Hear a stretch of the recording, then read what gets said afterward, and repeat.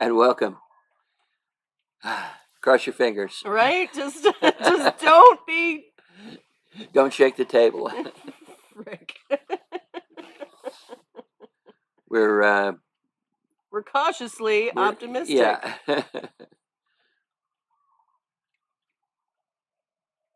We'll make sure we got it on the monitor. Yeah, we're here. Ah, there it is. This one we're still waiting for. It Good says. deal. All right, and we're still waiting for the what is that? YouTube. Yeah.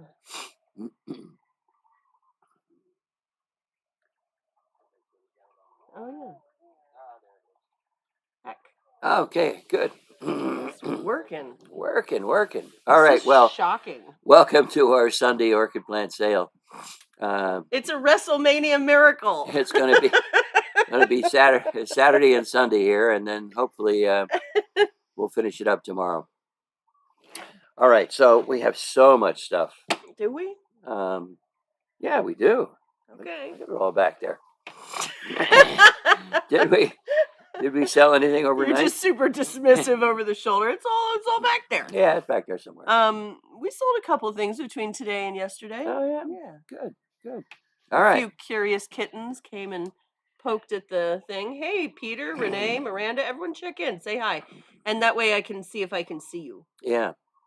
From Southwest Florida. It's chilly here, Peter. Look, Ted's wearing... So it may get noisy in here later. Yeah, hold on. Oh, there we go. If it starts to rain. Yeah, we need to bump up our spectrum, I think. I think that's going to help with the broadcast stuff. Because... Okay. Yeah, our upload speed is what we need to. Yeah. Hey, Abby. All right. So, as is the custom, when we start a new show, we're going to give away a plant, and this is a really nice seedling. This is Mariba Tiger Darth Sidious. Barbara, Peter, Cindy, Abby. And it has an AM. And then it's crossed with Laelia Milleri. Clonal name Fisher 8, and that has an HCC. So both awarded parents, and the Darth Vader. What is that? Mariba Tiger. Clandii and something. Gutata? I don't know. Hold on. And then of course Milleri is a small Laelia that's been used several times very successfully in plant crosses. So I'm trying to sell this, but actually we're going to give it away. Yeah, you don't have to sell it. I don't have to sell it. It's free. Okay. Mariba Tiger. Yeah. What is Mariba Tiger? Tigrina by Schilleriana. That makes sense now. Okay. Tigrina is in Mariba Tiger. Yeah. All right. Mariba Tiger by Laelia Milleri. That should be really cool.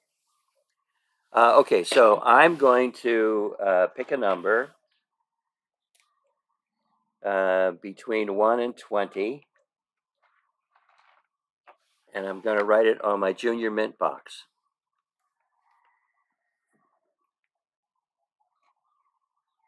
Okay, done.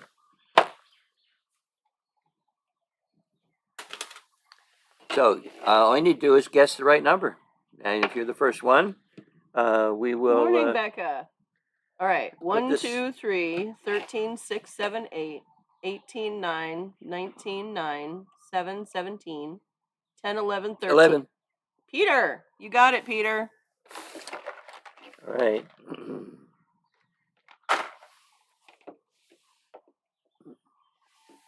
All right, Peter. Congrats. That's going to be a good one. And it's growing really well. Could stay in there. But it wouldn't hurt to... I'd let it go for another year in that pot, maybe. Let's see. Yeah, it's got some room for another growth. One more growth in here, and then into a 4. And then flowers, because it's going to flower small. Yeah, totally. All right. Let's start with these bulbos here. This is Bulbophyllum Roxburghii. And Its clone name is Gold Country. Roxburghii. Urghii. It's in a 3-inch pot, or 3.5,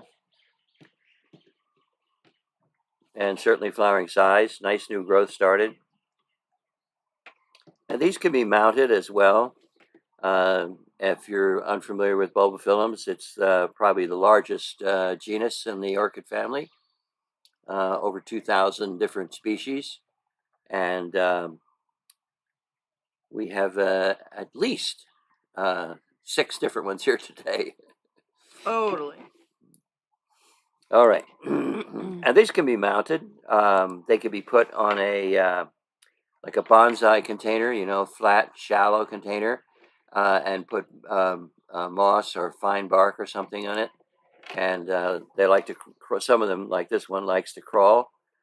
So it'll crawl across. And then when it gets near the edge, just bend it around a little, put a rubber band on it. I can't to ship hold to it the back. Philippines, Charmaine. I'm sorry. My permit doesn't allow me to ship out of the country. Yeah. I wish I could. Yeah. Well, Puerto Rico's in the country pretty much. Yeah. Yeah, but offshore. All right. So do we have the picture up? Mm-hmm. And how much is this? 26. 26. That's good. It's a flowering size plant. Yep. And oh my, pretty. It's cute, right? Little pink slippers. I know. It's an umbel type. I can see you, Todd. You're not invisible. And how many of these? Just the one? I have 2. 2. Okay. Yeah. And how much? They're 26. You said. Yep. And what's the code going to be? The letter X. X. All right. X marks the bulbo. All right. You are just full of beans this morning. So you just have to because he had beans for dinner last comment night. on the live. Hey, Mitz. With the letter X. Hey, Vic.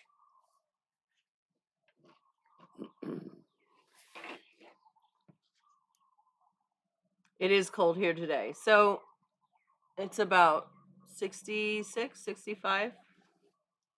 So that's cold for us. Yeah. Anybody want Roxburghii? It's a cute little umbel. Oh, it is so cute. And each one of these guys is its own flower. It's got a little candy striping up here near the top. And then that solid color flexible lip that's right there, right here. And then it's got these little candy striped wings here. Super cute. Yeah. Indeed.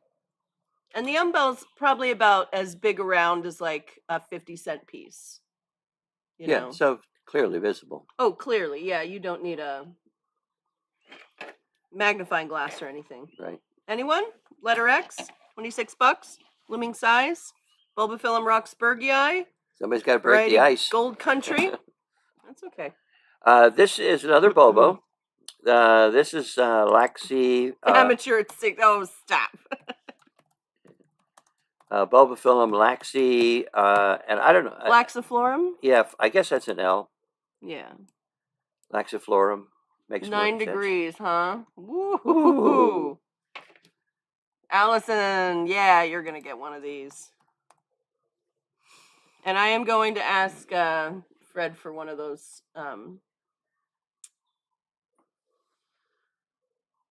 Cattleyas for you. I'm like, there's more words in here. Hold on.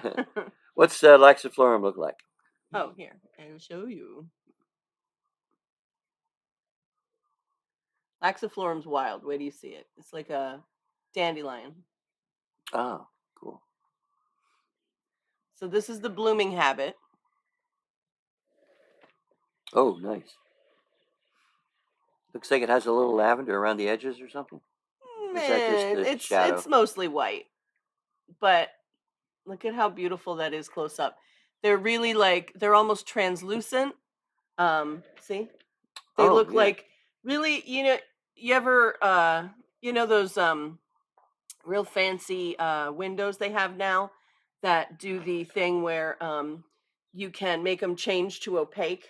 Oh, yeah, with a switch in really rich people's houses. This is like fancy opaque bathroom glass, you guys. Yeah, like the sunglasses they have, right? The ones that automatically get darker in the sun. Sure. All right. Laxiflorum, how much is it? 26. 26. And how many do you have? I have 2. 2. Yeah. All right. That sounds familiar. Thanks. Let's make the code Flora. Poor Ted. She spins that around so fast his eyes can't even focus. He's a he's a lot faster focuser than you think. Oh my. Fast focus. Anyone for lax or laxiflorum? Flora? F-L-O-R-A. F-L-O-R-A. This says Dinoma polybulbon. Yeah. Is that a different genus? No, it's Encyclia polybulbon, pretty much. Well, this is a nice looking plant. It's growing out of the pot, lots of roots, new growth started on the end, ready for a 4, maybe a 5. Allison, I got you. Or, as I said, a bulb pan or a flat tray. Miniature orchid with a rambling habit. A lot of space between. Can you stand how cute that is, guys? The bulbs.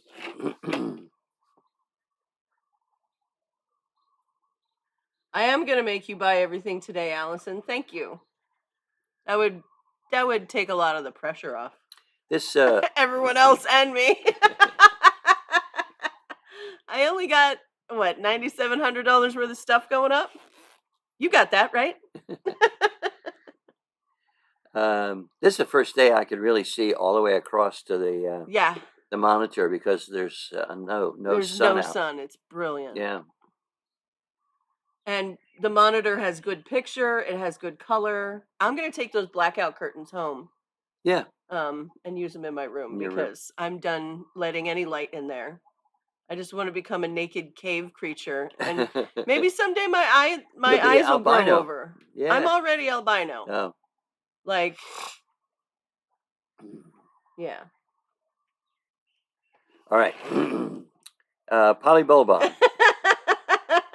Allison, she goes, "Oh, that's it." And then she goes, "Let me sell a kidney or 2 or 3."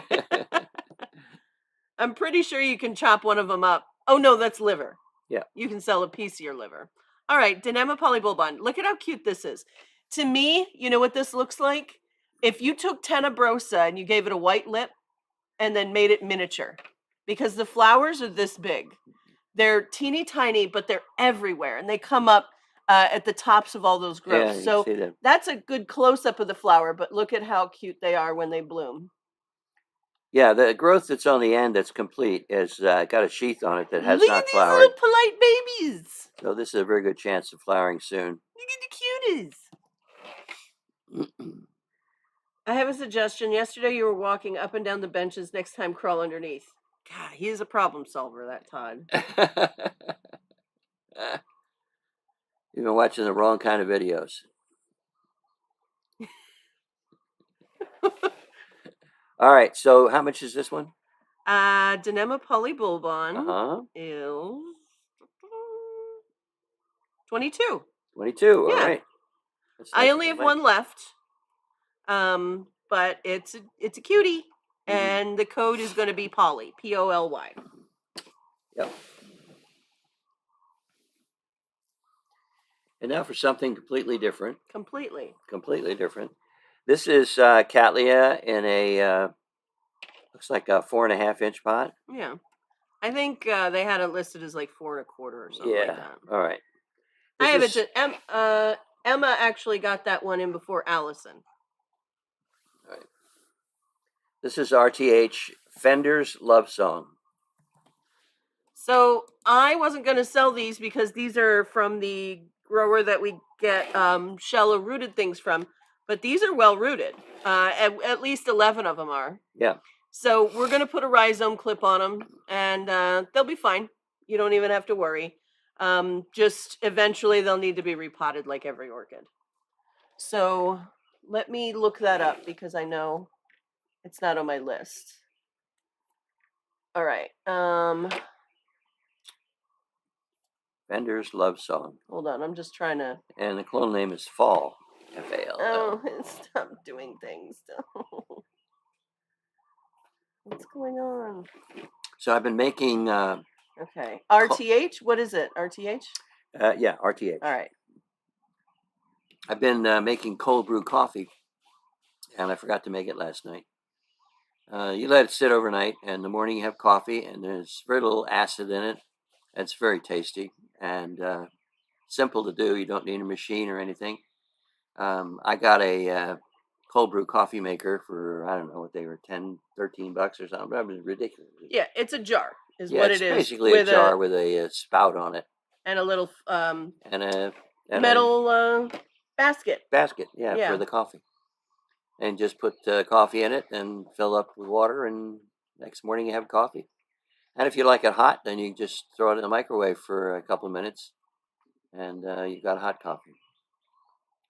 But not as much of the acid in it. Anyway. Yeah, it's less acidic. It's easier on your tum-tums. Well, that's really bright, that color. Woo! Mm-hmm. So it's looking a little pink in the picture. I remember, let me see if, actually, hold on. I'm going to go for the picture that is in your email.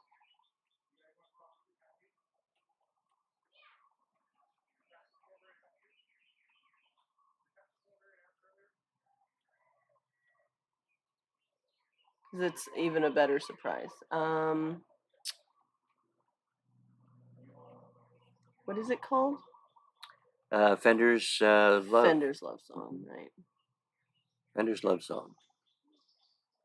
There it is.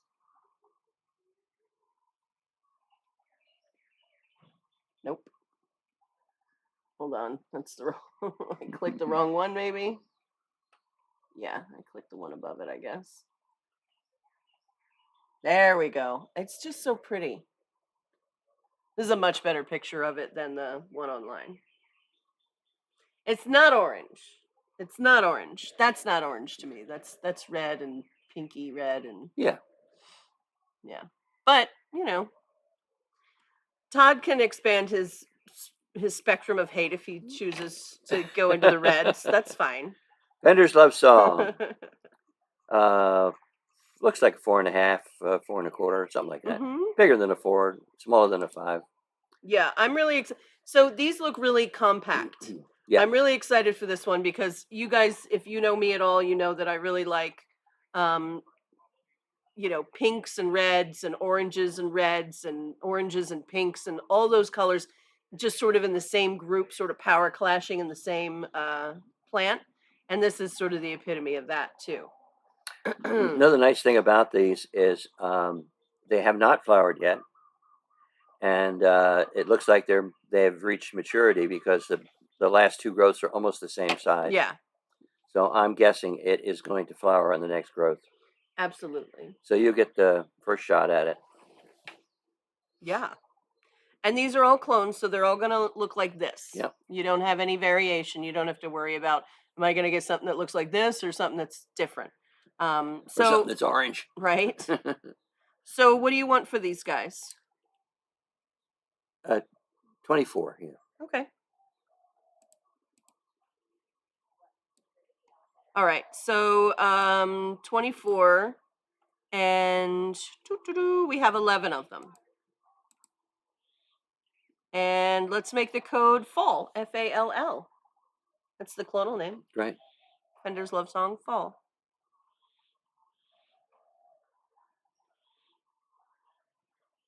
All right. So give it Moved good light. plants around today and broke off 2 buds on a cat. I'm sick. Oh no, which one, Cindy? That's so sad. I hate that. Yeah, that's awful. The only thing worse than that, and I've seen it happen many years ago. Todd, gotcha. Is somebody bringing a plant in for judging. Oh no. And they have to take it to the judging center, and the flowers break off on the way. Well, turns out that if you bring the plant and the flower in, you can still get it judged, even though it's broken off. That's pretty cool. Yeah, because they are judging the flower, not the plant. You can send it back if it looks orange. Absolutely. Yeah. Anyone else? This is really cool. Yeah, I know these it's are not nice. it's not showing up really cool in the picture. I get it. Renee. And a girl. Right.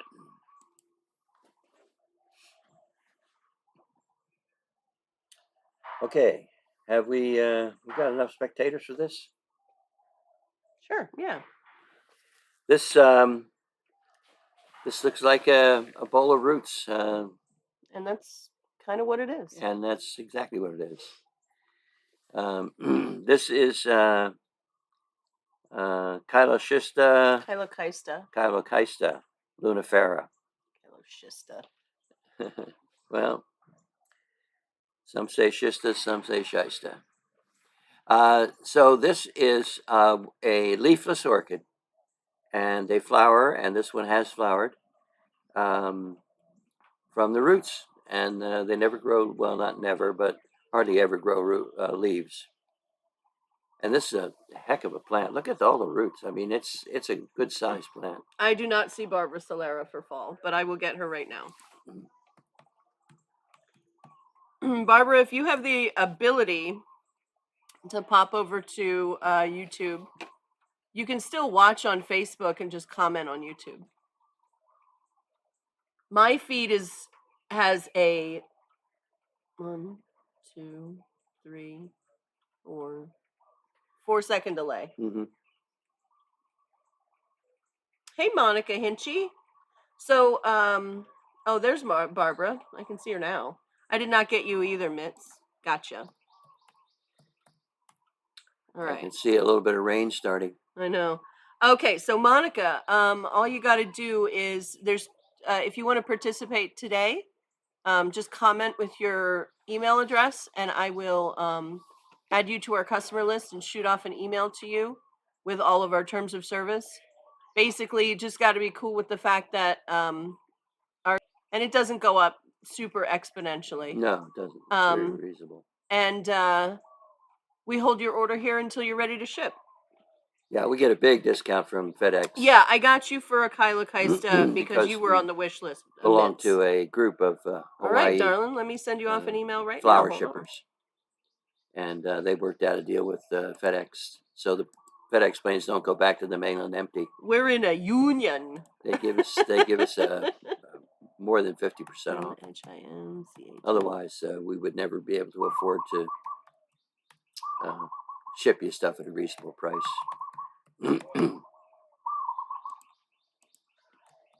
Aloha.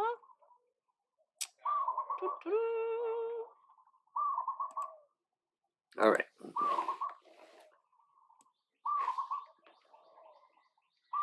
Oh, these flowers are so cute. Give me a second.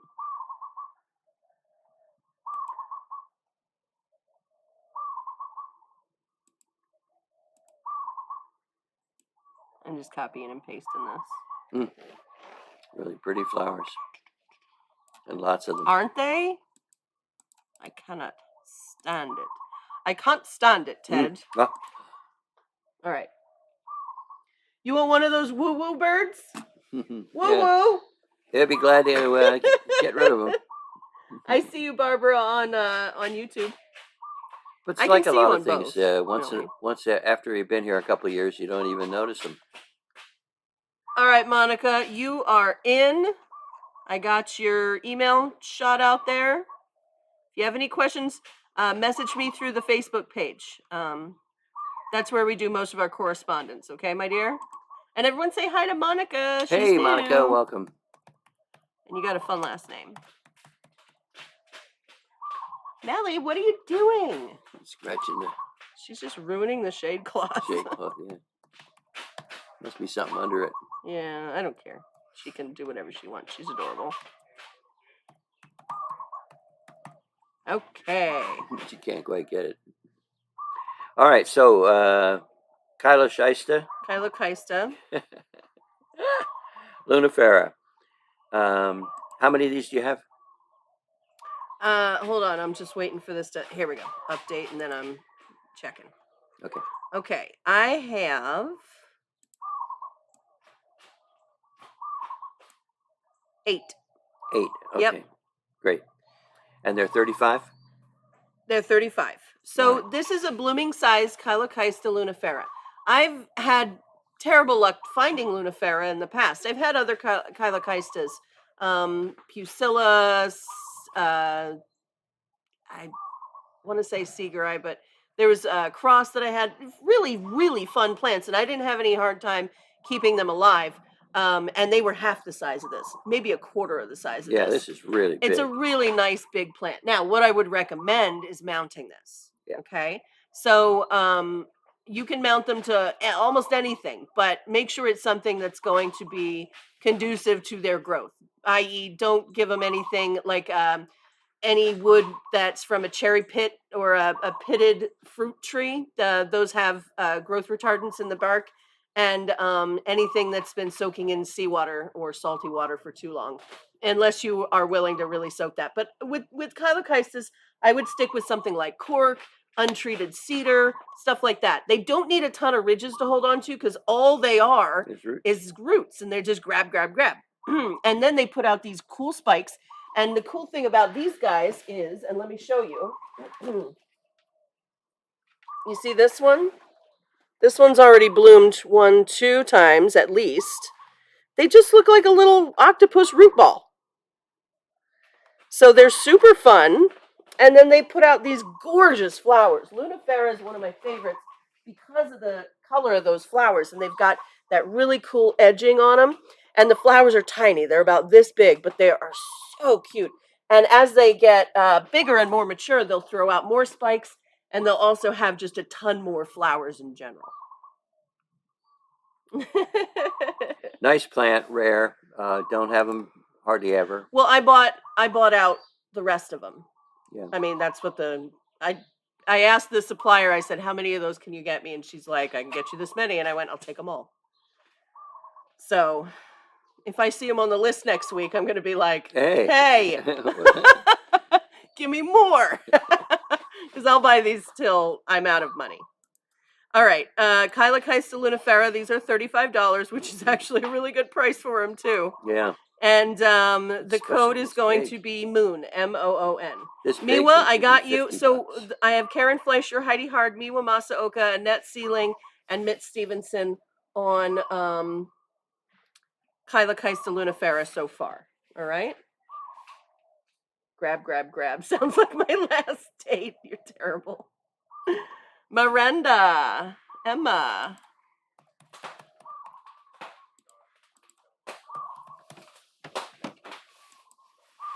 Judy, Kevin.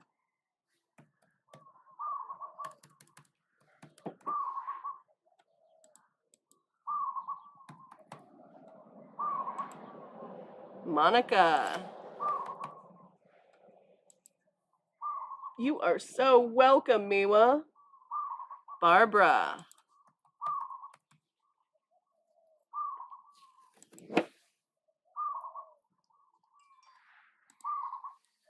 And Miwa, I still have a little care package to send you.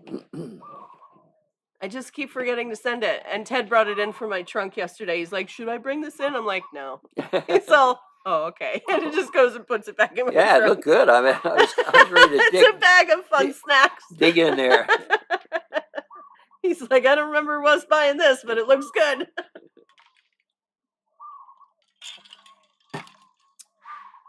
All right, cool. I still have 2 luniferas left, but that's probably good because I probably have someone who's like, "You promised me one," and I forgot them, so that'll work. Okay, what do you got there, kid? This is Bulbophyllum Benedictii. I know, right, Miranda? Benedictii by Bakari. All right, so this is 2 wild bulbophyllums crossed together. Yeah. And I had this the other week. I think this one's bigger, though. No, it's the same size. They were huge last week, too. Oh, they were. All right, so let me show you. There's not one of these 2 that are better than the other one. Bakarii, first of all, you got to see, look at how big these are. See the size of the leaves here? And, you've got big leaves from the Bakarii here. And then you've got a lot of flower underneath. And I'm going to show you a close-up of that flower because it is so cool. I hear the pitter-patter. The pitter-patter of the rainy rain. Yeah. Yeah, my prediction is the dog will be coming in out of the rain here momentarily. Trying to find a nice clear picture for close-up. I'm not finding it. Maybe this one. Nope. Come on, you guys. Ah, here we go. That's it, all close up. Look at how crazy that is. Each one of these, boop, boop, boop, boop. They're little flowers. They have a flexible lip, just like every other bulbophyllum. Hey, Kathy. Nice and cold Colorado. Do you have any snow over there?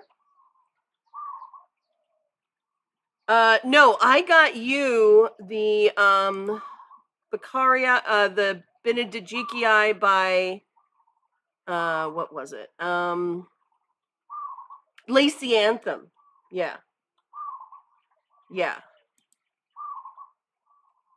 I get you a special one, Todd. And then Lacy Anthem is very similar to Beccarii in its flowering habit, not so much in the flower itself. It's more drippy and weird. So, you know. All right, and then Benedictii is amazing.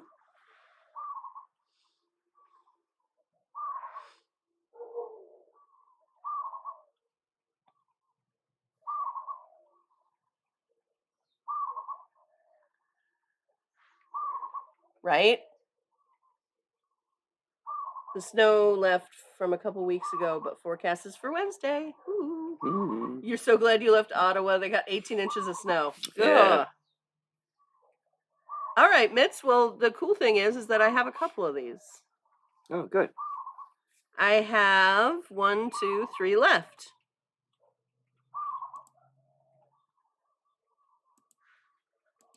So I have no idea what it's going to look like because you just got 12 inches and another 10 prediction for the end of this week. Woo-hoo-hoo.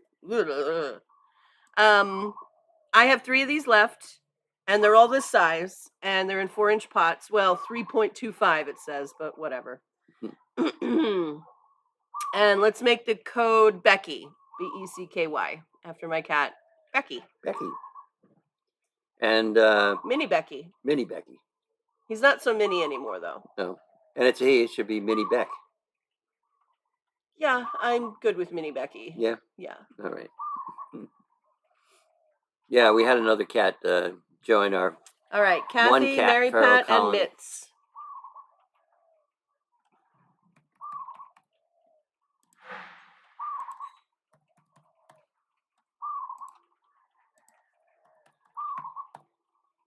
I am sorry, Austin, but I think I can get more of these if you want one. It'll probably be in the new year. We're going to try and sell some of our existing stock a little bit more, just to change things up, you know? Yeah. So it's going to be a lot of, what it's going to be is a lot of one-offs. And good prices. And good prices because, you know, it's stuff that's just been sitting here. So yeah. What we need to do is if we get our website started up, we can start just dumping all that on our website. Yeah. And just going, here's a plant, here's a plant, here's a plant, here's a plant. And then we don't have to, you know, go through them all during the live, but, you know, whatever. What's next? Next is Dendrobium kingianum. I love kingianum. And it's in flower. The one flowers are gone, but there is one good one. And Alexis will hold it up closer if you want. I'm probably just going to show a picture. Picture? Yeah. It's a really pretty pink flower. Yeah. You inherited your mom's ice cube fail. It's been in bad need of a repot. Now you have a project. Yes, you do. The flowers are here. I'll bring it up. So this flower is kind of toast. Yeah. I'm going to pinch him off. But can you guys see how cute that is?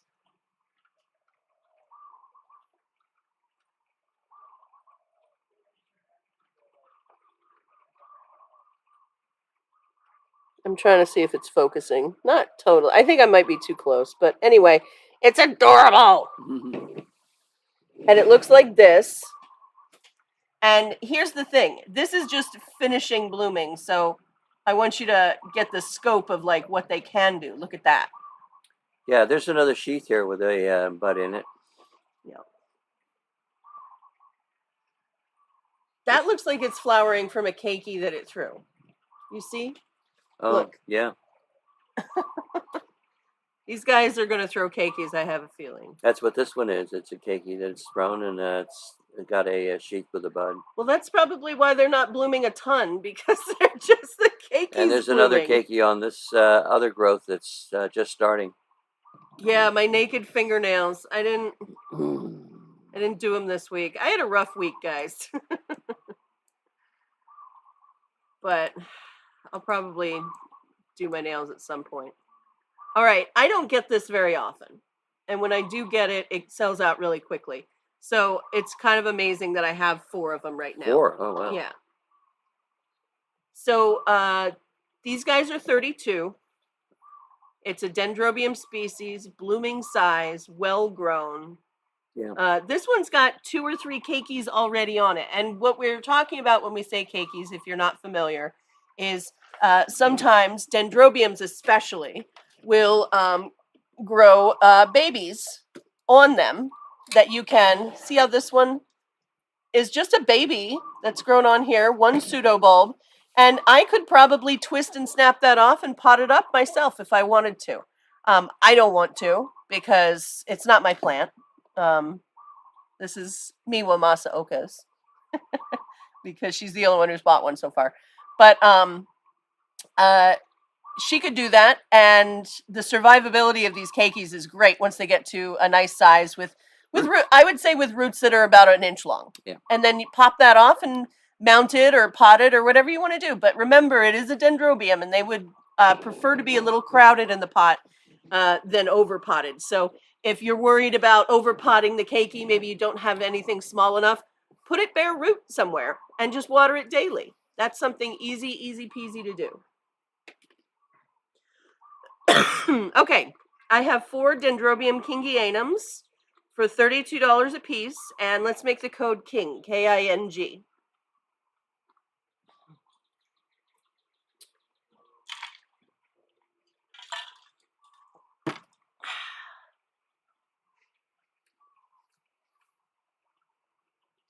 Are you ready? I'm ready. Austin, I gotcha.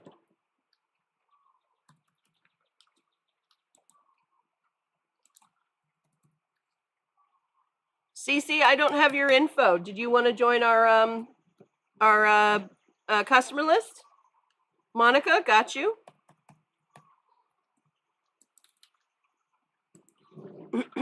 Keep in mind, guys, our first shipping day, again, is going to be January 4th. I think we're booked for that week, but I think we have room the week after, which is January 11th. We just don't ship this close to the holidays because packages tend to get held up around this time. Or lost. And it's, or lost, and it's cold. So, okay, my dear, just comment with your email address, and I'll shoot you out our terms of service, and you'll be all set.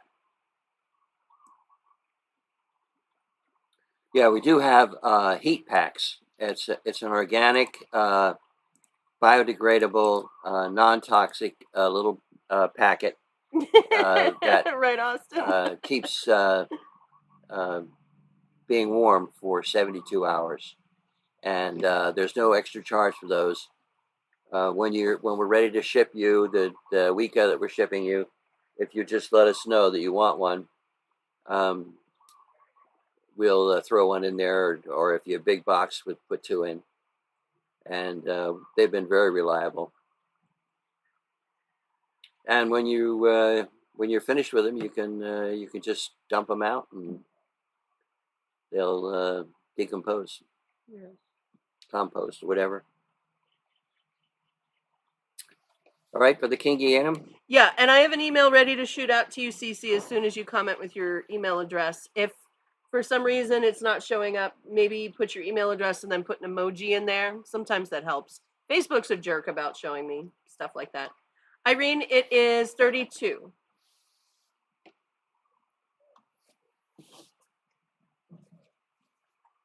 See, this is the perfect weather. It's overcast, it's slightly chilly, There's a little bit of rain, but nothing crazy. And the monitors look great. Yeah. The color looks good. It's great. Yeah. Yeah, well, you know, we do heat packs for free. Number one, because we're dumb. We're not great business people. So, oh, okay. I got you, Irene. All right. And Cece, I see your email. Let me put it in here. All right. And Cece, you're not in California, right? 24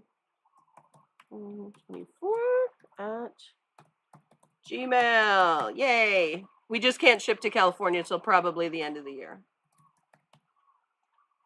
If they can get us inspected by then. Yeah. All right. Yeah, the last thing I heard was okay, Connie. Yeah, we can't ship to California until probably the end of the year. We had to get recertified, and we're in the process of doing that right now. I know. Yeah, it is the end of the year. The final form that they wanted us to All right, fill out. great, Monica. California inventory.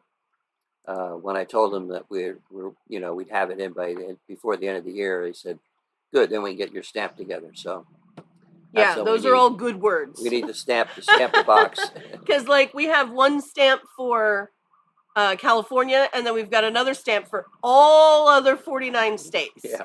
And Puerto Rico. Yeah. So like Cali's very strict, and we're just trying to follow the rules, you know. And when we were at the other greenhouse, we had snail problems, and then we moved here, and we had to give up our certification because of the snail problems for Cali. And then when we moved here, we were like, oh, we have to get the whole greenhouse recertified. It's been a process. Yeah. But we are closing, like I can see the light at the end of the tunnel. It doesn't sound like a train coming the other way. Thank goodness. This is Masdevallia herradura. All right, little species Masdevallia, super cute. Really cutie.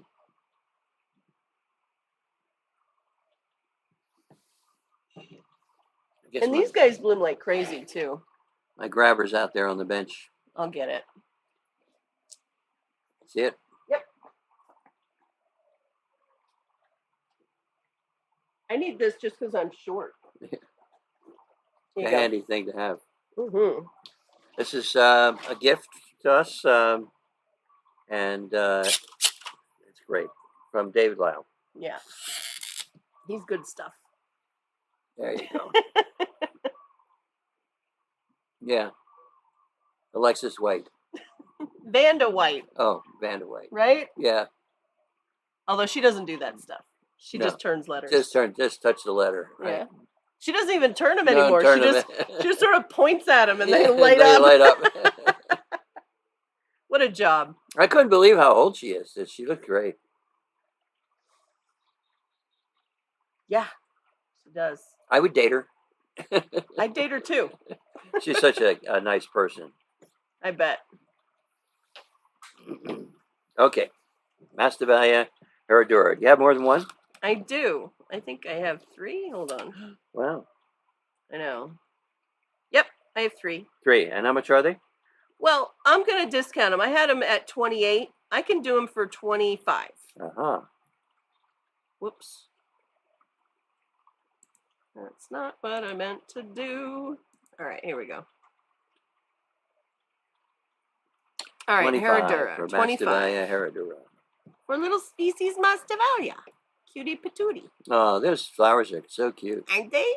Yeah. They're dark Real red. burgundy, yeah. Yeah. They're dark red. I know, right, Austin? All right, Masdevallia herradura. Masdevallias like to be cool, and they don't like to dry out. So those are the rules for those. You don't have to worry about crown rot or anything like that. You can grow them in moss. You can grow them in bark. I probably wouldn't grow them in... you can grow them in whatever. It's just how often you're willing to water them. I have a Masdevallia that I posted the other day that I have mounted. Mm-hmm. And it blooms like crazy for me. I don't know why. I don't know what kind of sorcery it is, because honestly, I don't have luck with Masdevallias, but this little Floribunda just does things for me. So Masdevallia Herradura, $25, 3 of them available. Blooming size. These are just tiny Masdevallias. That's just the size they are. And the code is going to be HER, HER. As in, don't touch that scooter. It belongs to her.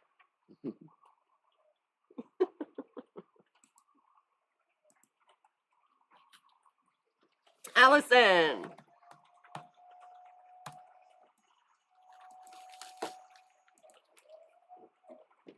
You have some mounted also? I never even thought to mount them, Vic.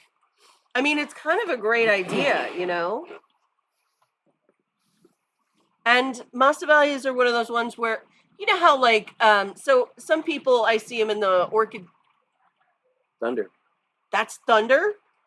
Oh my God, that's so cool.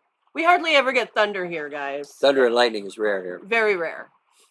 But you know, like you'll see in Orchid Tips and Tricks in one of the groups on Facebook or whatever, someone will be like, you know, I water my Cattleya every other day. I miss the roots. And it's like, that's not going to do very much, right? If you just take a spray bottle and miss the roots on a big Cattleya. But if you take a spray bottle and you miss that Kylokaista or you miss the Masdevallia that's mounted, that'll do something. These are small enough. These are sensitive enough where, you know, if you missed it, if you're doing kitchen stuff in the morning and you walk by that Kylokaista 4 times and you give it a couple sprays, it's going to be good for the day. You know what I mean? Same with the Masdevallias. You can really just baby them if you want. And some people, you know, they kill orchids because they think they're too fussy. They water them too much. But when you have them bare root, you're all good. It's really kind of fun. All right. Anyway, there's my tirade about misting. I still have 2 Herraduras. If anyone wants one, type in her, HER. Go ahead. All right. There's another Masdevallia. Mm-hmm. This is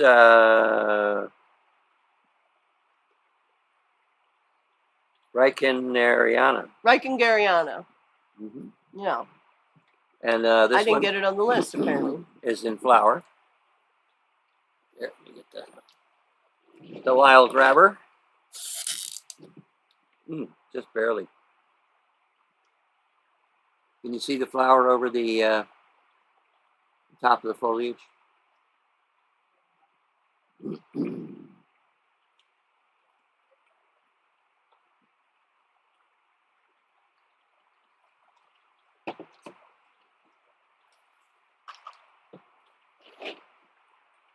And this one has already flowered over here on this side. But the spike is still green, so I wouldn't cut it off. Yeah, these guys tend to flower more than once from the same spike. Some Masdevallias do that. I know Pinocchio does that. Yeah. I know Reichenneriana does that. I think there's one more that does it that is a species. Herradura is not like that, but Reichenneriana is. So do not cut the spikes until they get crispy. All right, so this is Masdevallia Reichenneriana.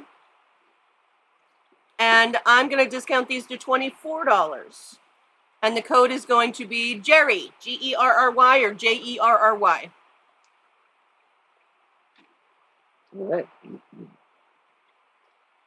And my mom's name was Jerry. Geraldine. Yep.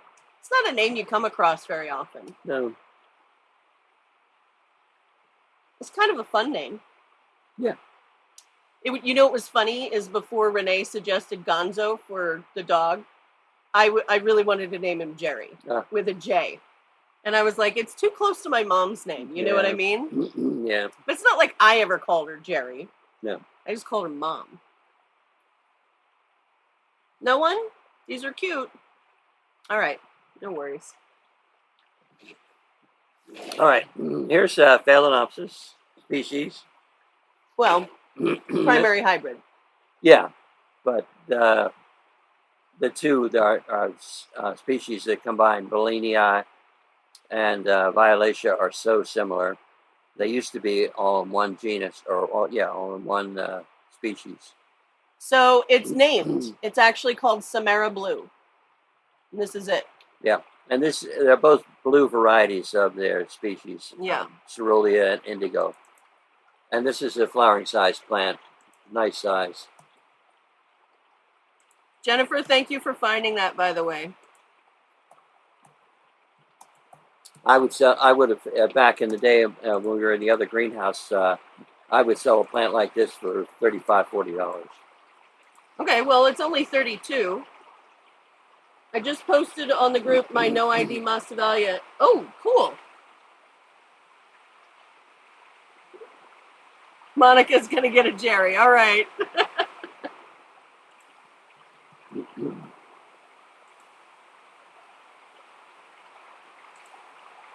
All right. Well, I only have one of these left, but the cool thing is that it's blooming size. For sure. And Bellina is fragrant, so this So is should be Violacea. fragrant. Yeah. Oh, it is. Violacea is great. Yeah, I'm gonna check that out, Miwa. A lot of times when these flower, they flower and they're nice, colorful, and then as the flower is dying, it gets turns like almost like a green color and gets lasts for a long time.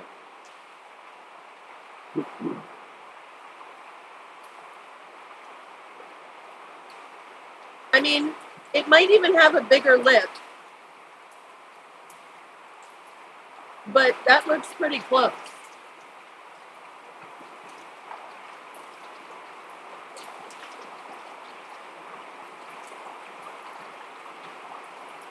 So I have one of these left, and it's $32, and the code's going to be blue, BLUE.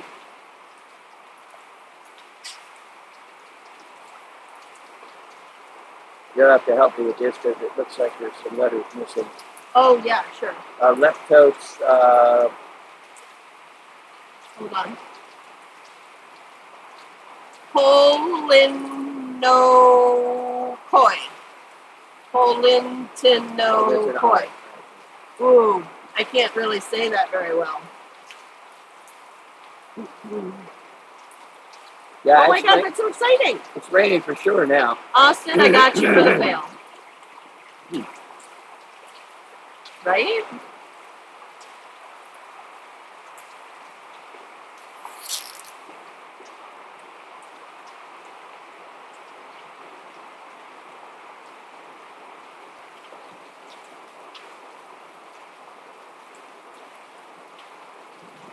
So leptotes do this cool thing where they have these cherry leaves, and then they have these really cute little flowers that kind of look like varying degrees of Laelia purpurata to me, except they're only this big.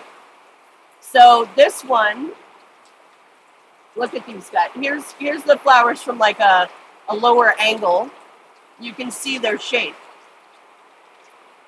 And then you've got the growth habit that hangs down. It's all pendulous. But look at how cute that is.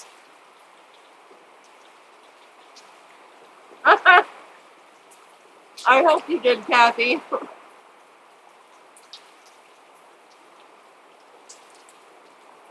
Now, I've never had this leptotes before. I've had bicolor, unicolor, bunkiana, all kinds of other ones, but this one I've never had this species.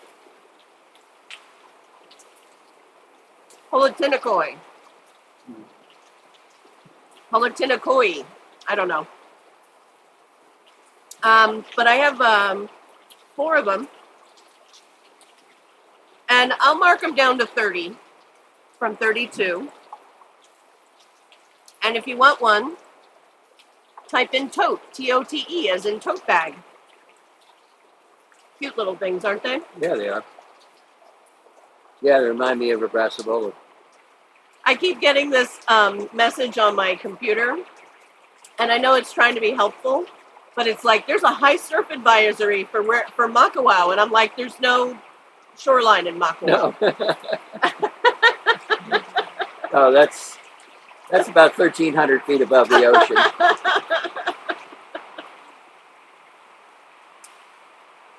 Is it a koi? Yes, it is. Are you interested?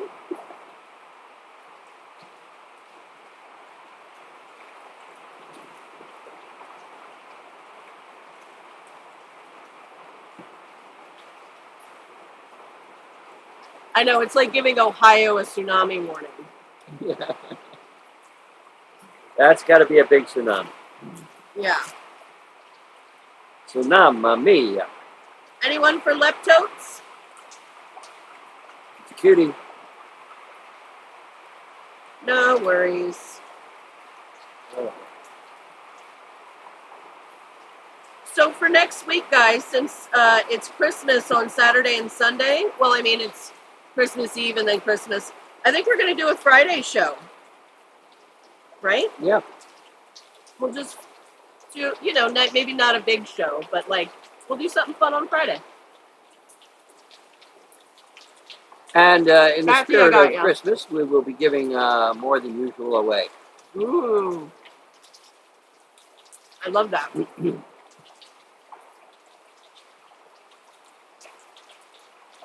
This is Calatonia Apple Paradise.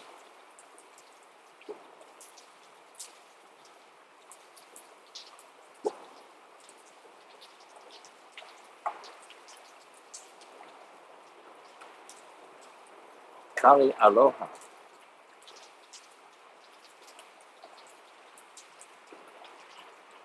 And these, this one has 4 buds out. These are a lot of fun. Does it have a clonal name?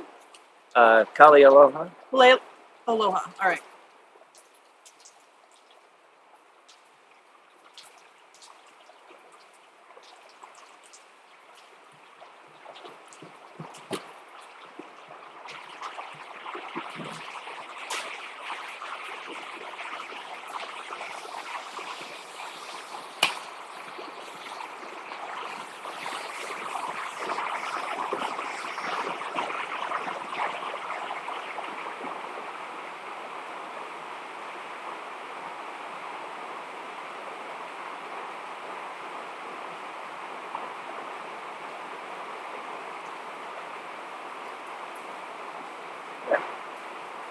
Now stand up.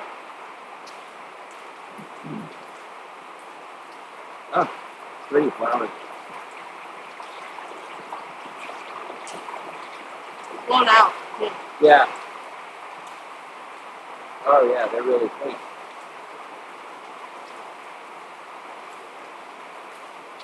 Let me see if I can figure it out. Hold on. Yeah.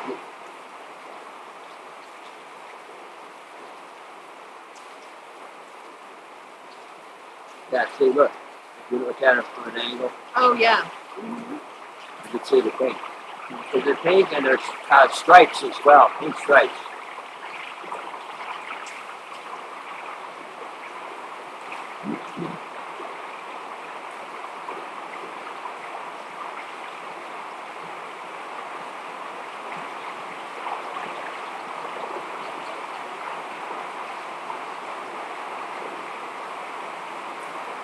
Pretty loud. All right.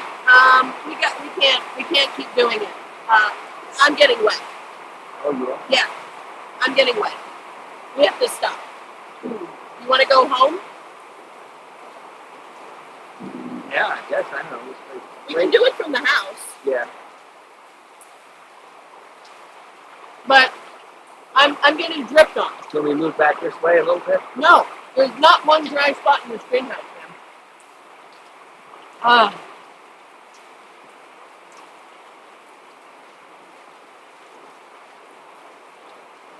I don't know, Dad. I Let's really try need. it. We're gonna try and move. You have to use that umbrella too. Yeah.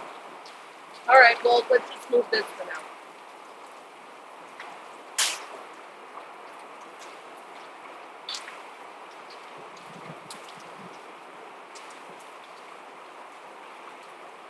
Right, stop.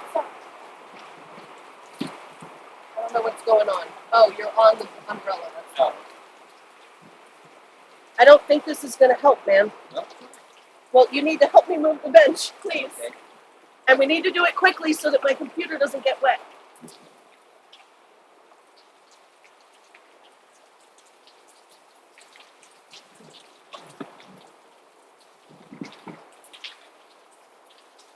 go. Maybe a couple inches more. Nope. That'll do it. If it doesn't, we're going home. Yeah. All right. Just slowing down. Oh my gosh. Yeah, I've not had the best week. Stop. You gotta center balance that, otherwise it just collapses every single time. Okay. All right, that ought to do it. All right. Okay. Woo! Can you guys see Ethel's paradise? Hey, Karen. This is a cutie. Yeah, no, I agree. It's probably better than the 18-degree weather that you have there. This is just a little rain. I cannot get this to show properly. Yeah, it's really pink, and not blown out white. There you go. What? There I go. What? It looked like it was. Yeah, pink. but this is like a delay. So wherever it was when that hit, I have no idea. There it is. See? Dad. Better. All Okay. right. You can kind of see that, right? Yeah. All right. So, I got these for 28. They're huge.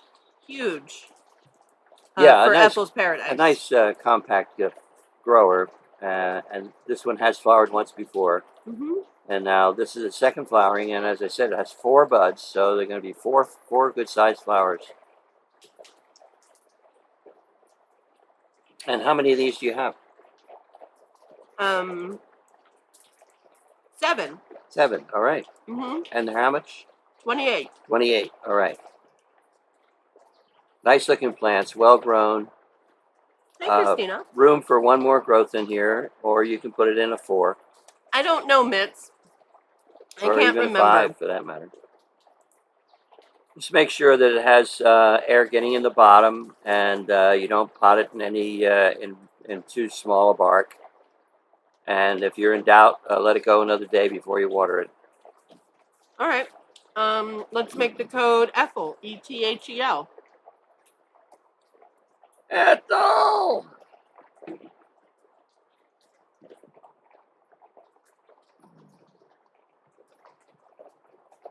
Oh no. I don't want to know why you have that note to self. Do not put large plants in clay pots on the top shelf well above your head. Oh. No. Monica, Todd, Deborah.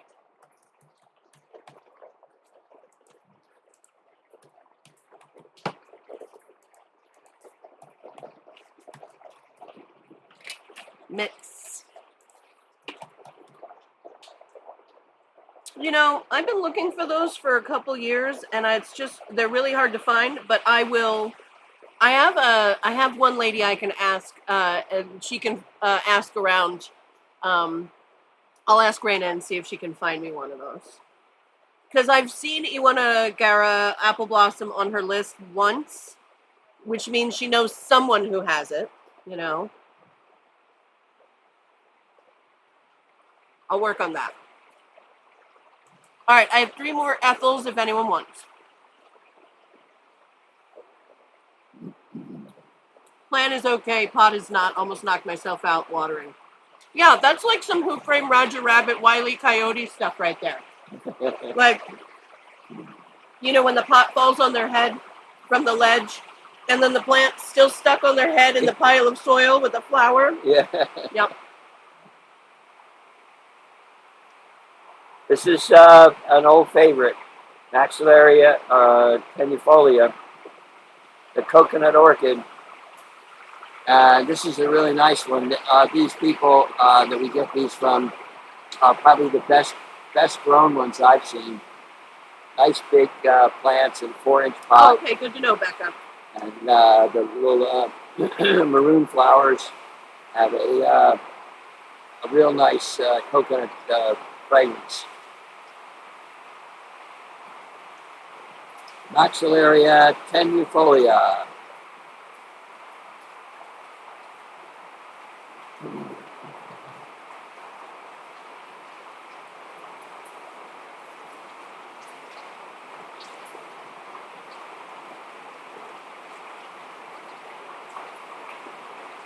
Is that, yeah, that's the flower. You got it up. Yeah.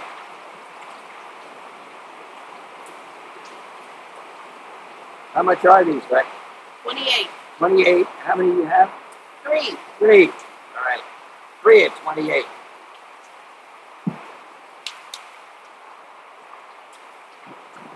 So these are really fun because they smell like coconut, exactly like coconut. But they're not like, they don't permeate a room. So if you don't like coconut, you don't have to worry.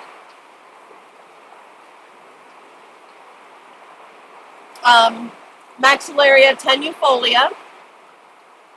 And they're in a lava rock bark mix. And they have a bunch of flowers that happen right around the pseudobolts. And yeah, this one's $40 in a 4-inch pot. Ours are 28. So if you want one of these, type in the number 10.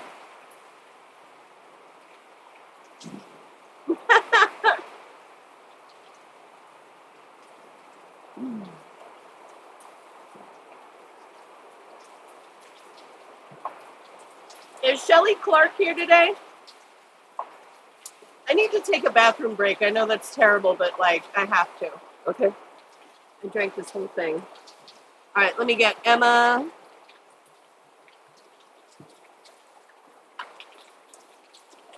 And for anyone who's new and you're sitting here going, why isn't anyone jumping all over this? Because I've sold Maxillaria tenuifolia hundreds of times, and these people probably already have them.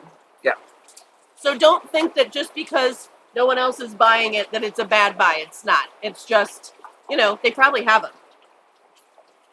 Yeah, Monica. Yeah, just make sure you message us through the page. Thanks, my dear. All right. Okay. I'm going to run. All right, run. I'm not going to run. No. Oh, yeah, it slowed down a little. Put your hood up.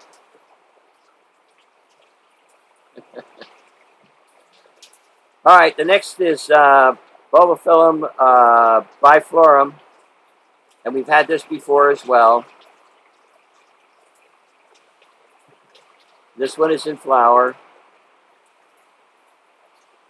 We have 2 petals which hang way down, so could be because of the petals or because there's 2 flowers. But anyway, there's the plant. And let me see if I can find it. I don't know exactly how this works.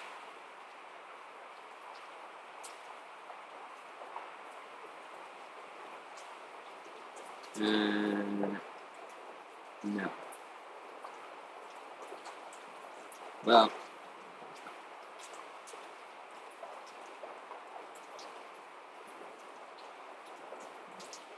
let's see if I can bring it up.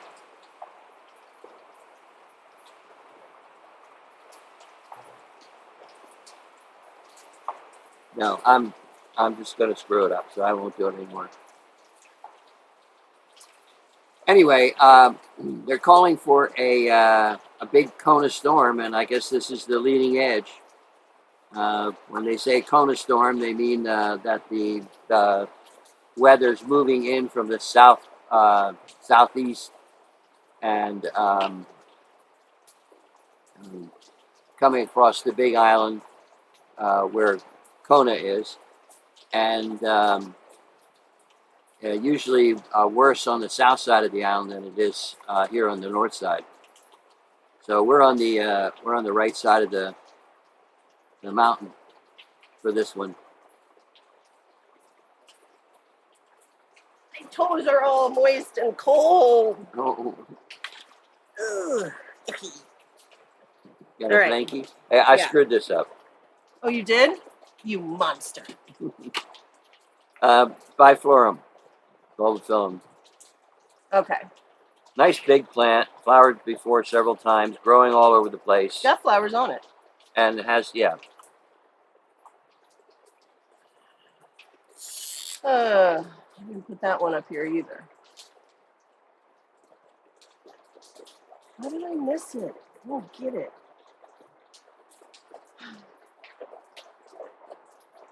All right.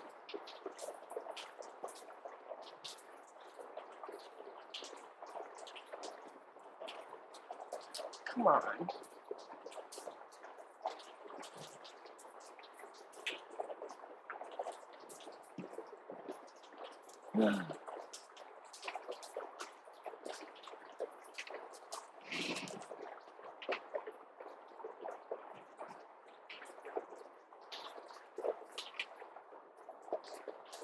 There we go.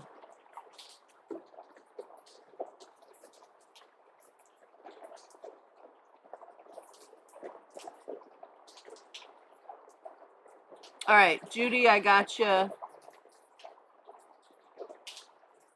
for a tenufolio. All right.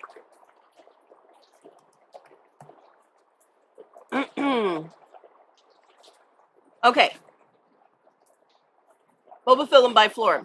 I don't know if they call it biflorum because there's always two on each one, or because they swallowtail into two points at the end. Maybe both. Probably just one though, and I just don't know which one it is. But Bulbophyllum biflorum is a really fun little bulbo. Yeah. And it's got, like all other bulbos, a little flexible lip in the center. I don't know if it doesn't focus this close, but there's a little flexible lip in there. I don't know if you can see it. It's cute though. Yeah. Have you more than one of these? I have. Mm-hmm. I think I have two. Yeah. And they're only $24, and they are filling out these pots. Yeah. So if you want one of these, type in Flora, Flora. Yeah, it's like a teeny tiny buckleberry. You know what I mean? And there's, yeah, it's fun. My toes are froze. All right. Biflorum. Yeah, only $24.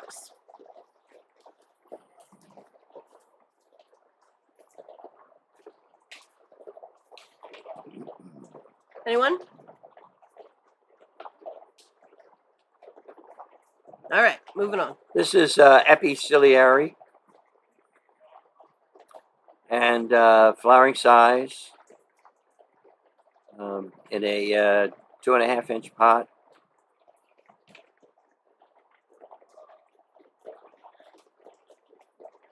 They're so fun. Remember, epis are encyclias, which are in the Cattleya tribe. And so you get this. This is fragrant, by the way. Yeah. And it's got this beautiful lip. I don't know. Can you see that? It's like fuzzy on both sides with one little tail down the center. See the fuzzies? It's so cute. Just need a little red hat and it's Santa Claus is what it is. Is this the one that smells like root beer? Nope. No. Here's an epi that smells like root beer, yeah? Yeah, radiata. Radium, right. Yeah. But this is epiciliare. And I have 3 of them, and they're only $24. And they're filling these pots. Yeah. New They're growth nice and all over the big. place. 1, 2, 3, 4 new growths. Cool. Epiciliare. Let's make the code silly, SILLY. And I have 3 of them. Silly. It's silly, really.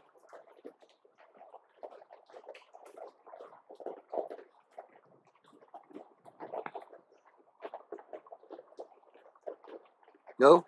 Nobody? I just said it. Oh. Abby says, this is a must-have in any collection. Mine is triple the size of that one, and it won first place at my Orchid Society show. Nice! The flowers last a long time. They do. Yep. I can attest to that. Becca's going to get one. Oh, happy birthday, Becca! Yeah. It's her birthday today.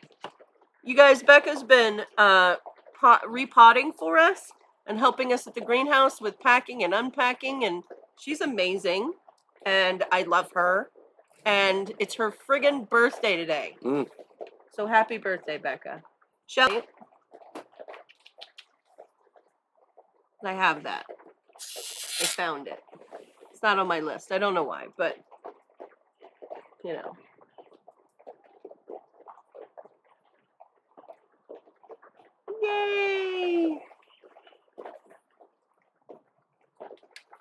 Liparis grossa, right?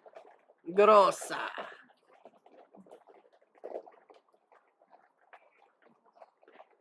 Everyone's saying happy birthday to you on Facebook, Becca. Yeah. And tomorrow is Alexis's birthday. Yeah. Hey! Hey. You're gonna be older. Okay. There we go. Yeah. It doesn't really focus that close up, so. Yeah. But here, let me show you a picture of the flower close up. Isn't that cool? And it looks exactly the same. Yeah. 3 spikes on this one, and it's still not filling the pot. But it's pretty good size. Yeah. They're overachievers when it comes to blooming. I have 1, 2, 3. I have 3 from Kalealoha at 26, and I have 2 from Tropical at 22. Let's just make them all 22 across the board. Yeah. So I've got 5 total. Thanks, guys. And it seems like we get these often, and it seems like they're always in flower. Well, we've gotten them lately because they're in flower. Ah. There you go. Right? I knew there was a reason. Yeah. All right. Well, I've got 5 of these, and if you want them, they're all in about the same size pot. Yeah. These are 3, 3.5. And the code's going to be LIP, L-I-P, as in the 2 pieces of skin that keep your tongue in your mouth. Yeah. That's actually, I think, mostly your teeth. Oh. At least that's the way it is with dogs. Yeah, I agree, Irene. They take the same sort of culture as dendrobiums, maybe back off on the light a little bit, but they have chubby pseudobulbs. They do well on a minimal amounts of water. They're pretty easy to neglect, and they still do really well. Yeah, it's a pretty flower.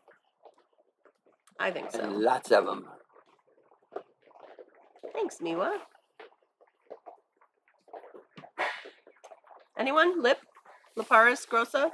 Yeah. Blooming? Probably everybody has one. I know I do. All right, Maxillaria rufescens. Oh, thanks, Lynn. I appreciate that. Oh, yeah. It's a maxillaria we don't get too often. I think we only get them from Kalealoha. Mm-hmm.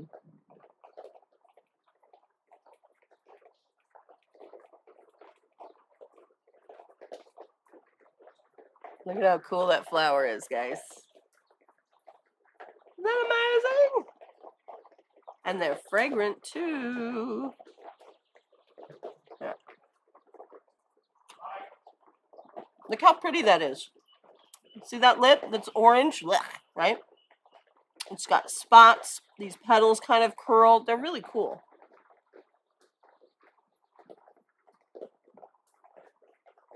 Nice. Oh, cool. Yeah, Irene, that's where 2 of them came from.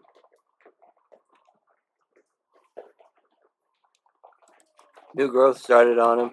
Peter, I got you for a ciliare, but you are not live, I'm guessing. So what you want to do is click in the live screen there, and there's a little word called live in the corner, and you just want to click on that, and that'll take you current. All right. No, maxillary rufescens. Okay. I have 3 of these. Oh, and they're only $26. Woohoo, thunder. Nice. Nice, yeah. Different direction this time. Seemed like. Yeah, over there. Yeah. All right. 1, 2, 3. They're only $26. They're well into blooming size. Mm-hmm. Well into. So the code for that one is going to be ROOF. ROOF. ROOF.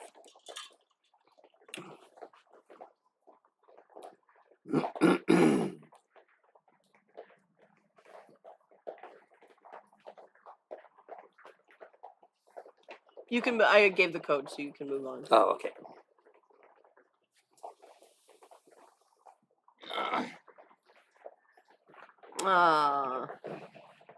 Miwa almost got it to flower twice and then it dropped buds. That sucks. This is Bulbophyllum maxillarii. Maxillarii. Yeah, in the bottom left-hand corner of the screen, Peter, if you like drag your, I don't know if you're on a mobile device, if you touch the screen, it should come up with a pause button and a play button and a forward and back button. But what you want to do is click on the little word that says live in the bottom left-hand corner. That's where mine is, at least. Anyway. Bulbophyllum maxillarii. And this has got 2 spikes with buds on each one, or a bud on each one.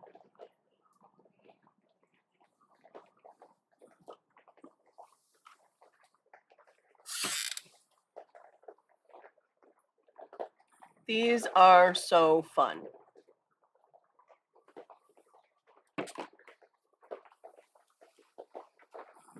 They're similar to, okay, so Kathy's is in the upper left. Yeah, it'll say live somewhere in the screen, you know, and that's what you want to tap, and then that'll take you live. Roof for Peggy, you got it. All right. So this is Bulbophyllum maxillarii, and it's close to Bulbophyllum masdevalliaceum or bloomii. They're all very similar, if not synonyms. I'm not exactly sure. Kathy Penwell, I got you for a roof. It does not have a bad odor. No. I'll let you know if something's stinky that I know about. And it's mostly bulbophyllums. Let's be honest. Yeah. But this one's very cool. This flower is about this tall. So with all this legginess and supermodeliness, and then you can see that little tiny flexible lip right in the center there. I'm trying to get it bigger, and it's not appreciating that. But it'll also move around in the breeze or in a bounce. And these are just really fun. No discernible odor. Okay. Let's see. Bulbophyllum maxillarii. I have one left. It is 28. And as you can see, they're very big. And the code is going to be MAX, M-A-X.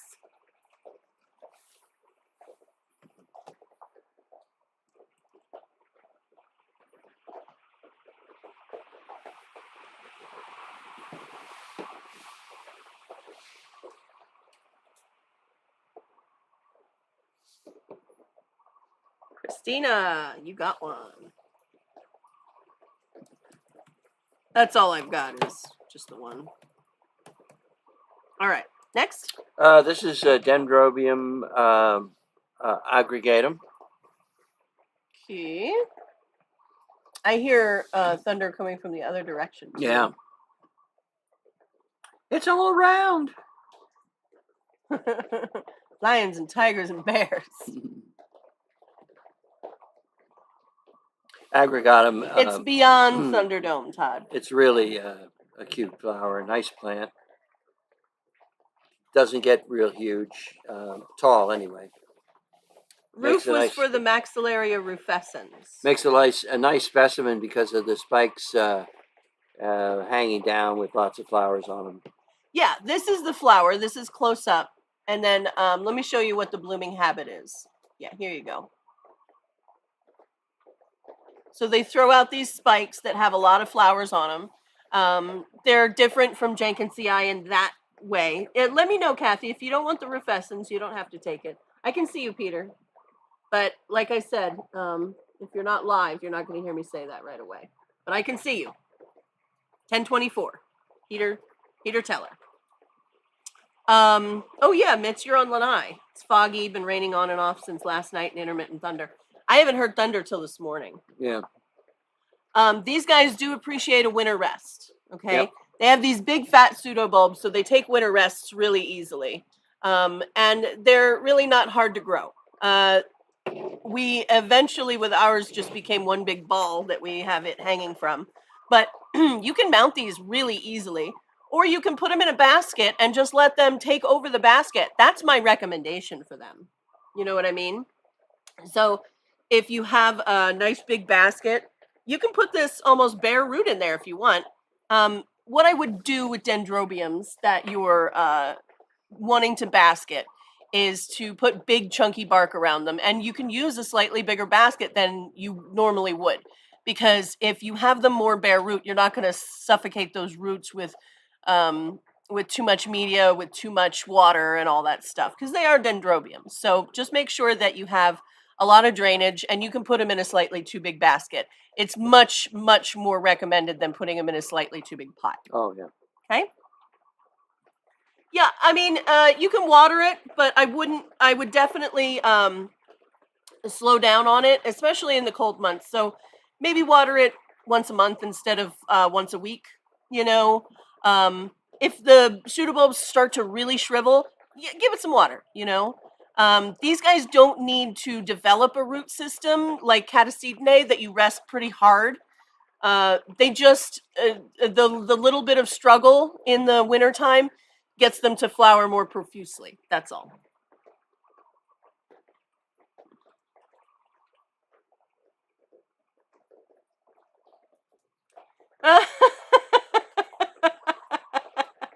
I'm sorry. Marcy said, "Hi everyone.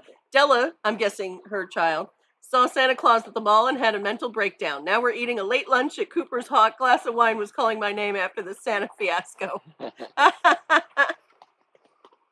There's a YouTube video by Nature, Nell, and Josh from Orchid Den about caring for dendrobiums and other genres. Fabulous. Good. Yeah, check that out. YouTube. Okay, good.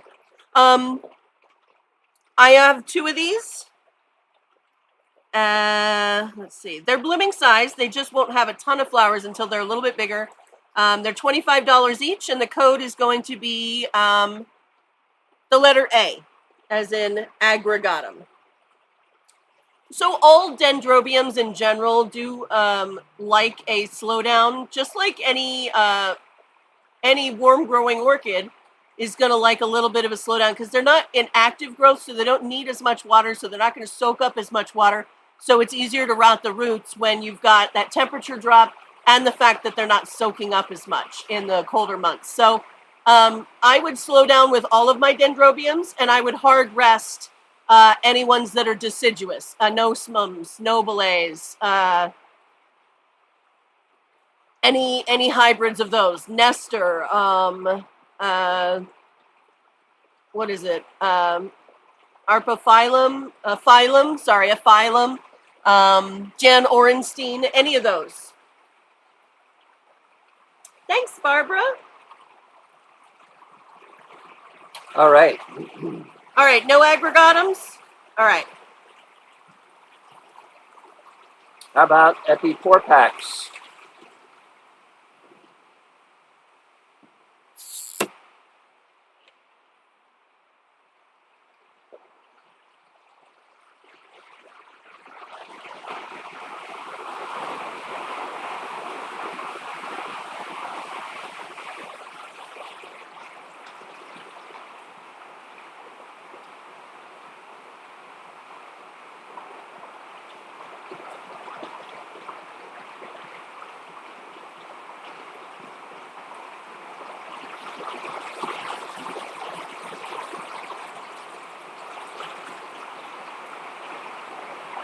Woo! It be raining.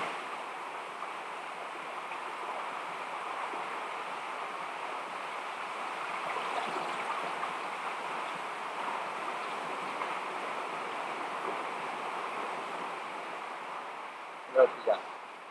Well, I'm going to talk about Epiporpax. Oh, okay. Okay, so Epiporpax is a little rambler, and it's got a really small growth habit. Right? And this one has at least one bud on it. And happy little dude in a basket. And they have these really big flowers compared to the size of the plant. I know it does, right, Renee?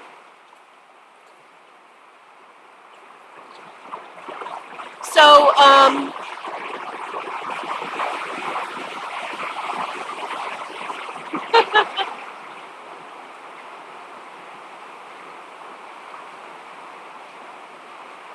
grab one.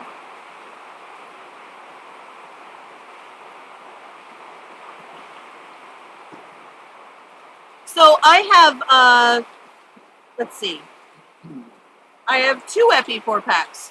These guys are only 22 and they're filling these little baskets. They're easy to make cuttings of because they are easy to chop up, really. I mean, that's the main reason. You can make cuttings of these, dust the wound with cinnamon, give it a day or 2 until you water it again, and then bam, you've got a new plant.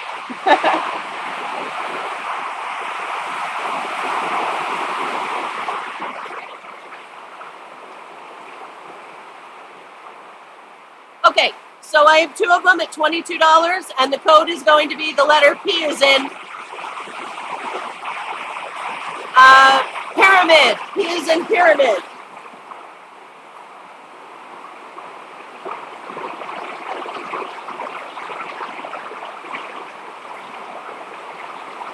Jennifer.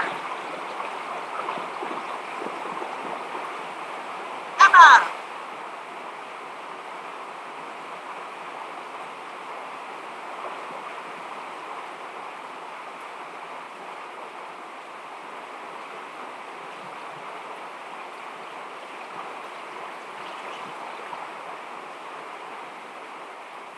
What is this, Newberry? What is this one? Yeah.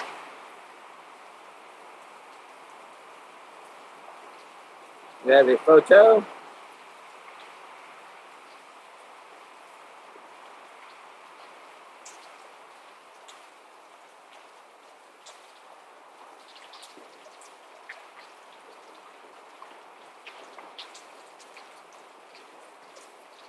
No, I don't. No.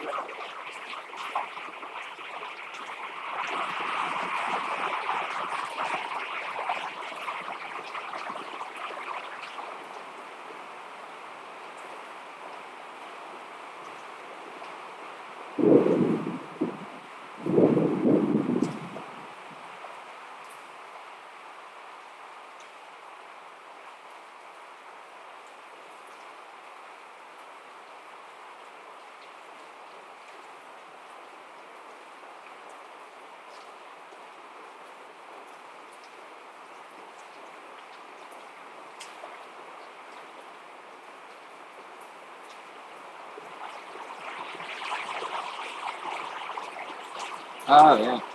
A lot of flowers.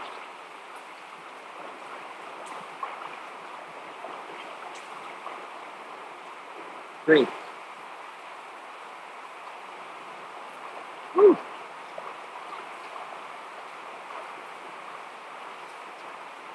Actually, more maroon than it looks on the screen. It's because now we're both under this. Oh, yeah. Anyway, this is a fantastic flower. I can't say enough nice things about it. It doesn't have a fragrance, and I think that's probably the only, not drawback, but thing that isn't adding to its glory. This is a huge plant. 6-inch pot. Yeah, of this variety. I sometimes get them in 4s, but they're not quite blooming size, and these are well into blooming size, and they're They're sheath with buds. yeah, and they're sheathing up. Now, the spike for this is quite long, so it's held well above the flowers. It's about a foot long. And then this is a nice close-up of the flower where you can kind of see this purple in the lip here.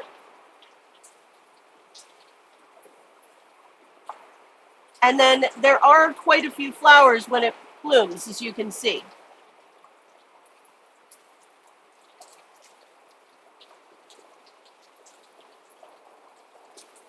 So this is technically, I have it on the list as LC, but this is LC or as C. But this is LCN Newberry Lava Burst, variety Maku'u, and I do believe it is awarded.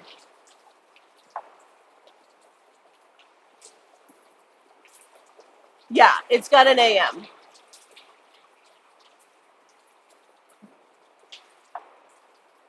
So I'll put that on here. Okay.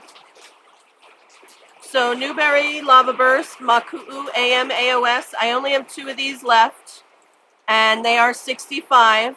I own one of these, and I love it. Every time it blooms, I love it.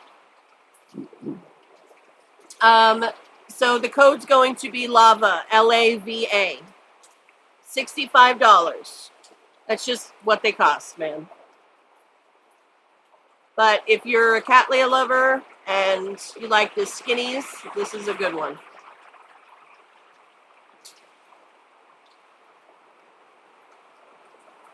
Kelly.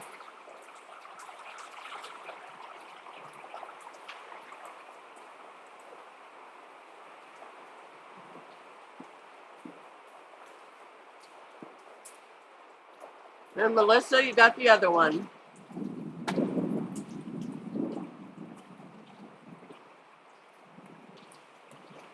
Where might be next?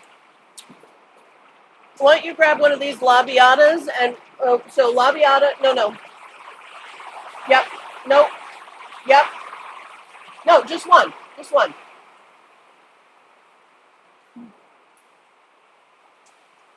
And then one of these. The Alice DuPont. Yeah, I will try and get some small ones. Absolutely, Miwa.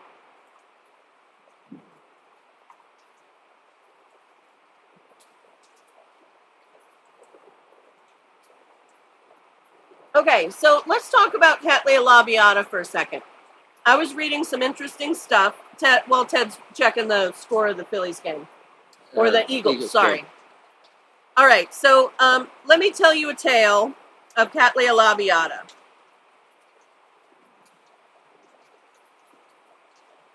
So originally, all Cattleyas have been named after William Catley. He was a patron of horticulture in Barnet, England. And he flowered a large lavender orchid in November of 1818. And he started one of the most intense collecting adventures in horticultural history, you guys.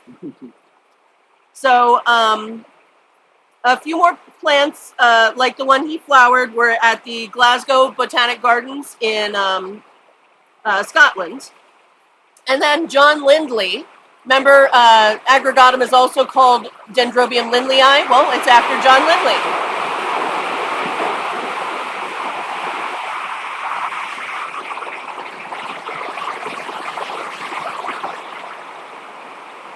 Hold on.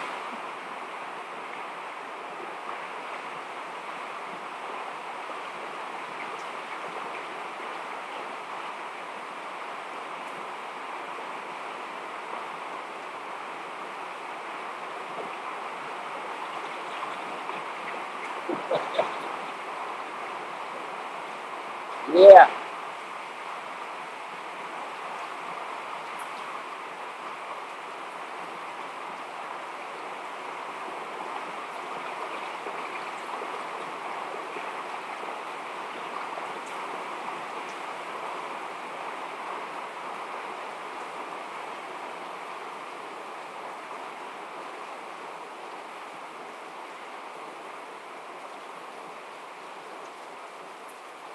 There you go. All right, so John Lindley wrote a description of the orchid. He called the new orchid Cattleya labiata, all right, after William Catley. And so that's where Cattleyas come from William Catley. So what happened is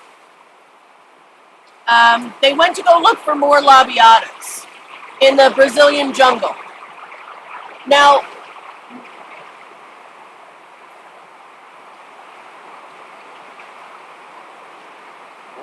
I just don't know what to do. Yeah, exactly.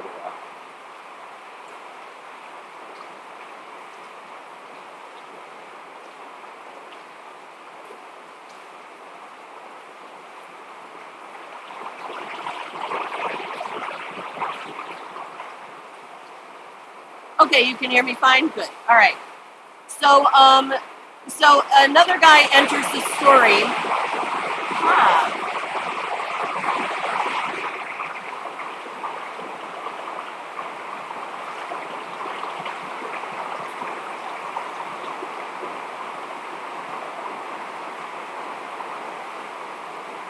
Okay, I'm just going to keep talking.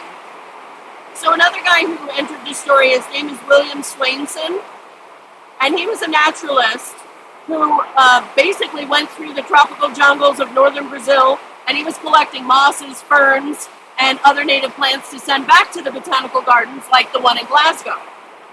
So some of the plants he collected were Cattleya labiata. Yeah, I can't even hear myself, so that's why I keep stopping talking. So what he did was he sent all these mosses and ferns and everything back with the Cattleya labiatas to the botanical gardens, and then he went and just fucked off for the rest of his life. Like, he went somewhere else, and nobody could really find him or get to him easily. And they were like, well, we want more Cattleya labiatas. Where do we go? And they got the idea in their head to go to right outside Rio de Janeiro. And looking all over for these Cattleya labiatas, which they could not find. Nowhere. They couldn't find them.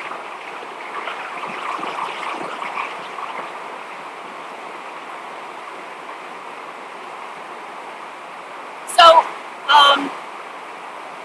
what didn't help was this other naturalist who was looking for bugs said, oh yeah, I totally saw Cattleya labiata in the wild right outside Rio de Janeiro. So that's where they kept looking.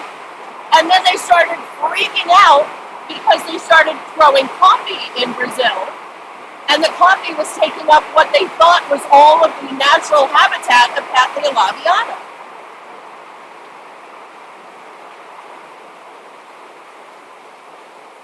So European collectors started freaking out, and they doubled all their efforts, and they swarmed all over Rio de Janeiro, and they made enemies of the coffee growers, and it was bananas.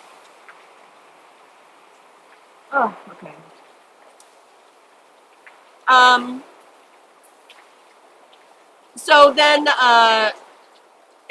So then, of course, enter a French naturalist or French orchid collector with his attitude saying, he had in the article it says he had the audacity to suggest that Gardner had never found Cattleya labiata in the province of Rio de Janeiro because it never existed there.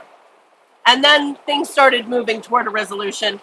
They basically found out that they were in a different spot in Brazil, and they started collecting of those. But they were also misidentifying Warneri and what was the other one? I can't remember the other one. But they started misidentifying them. So you'll see a lot of old text with Cattleya labiata variety Warneri.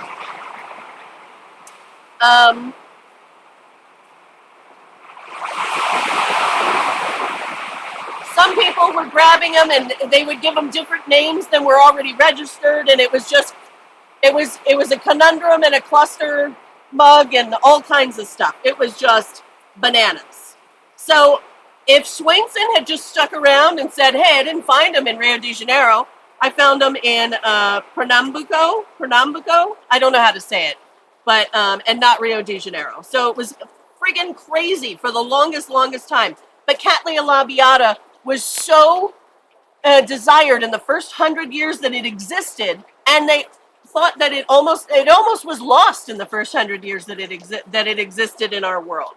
It was amazing.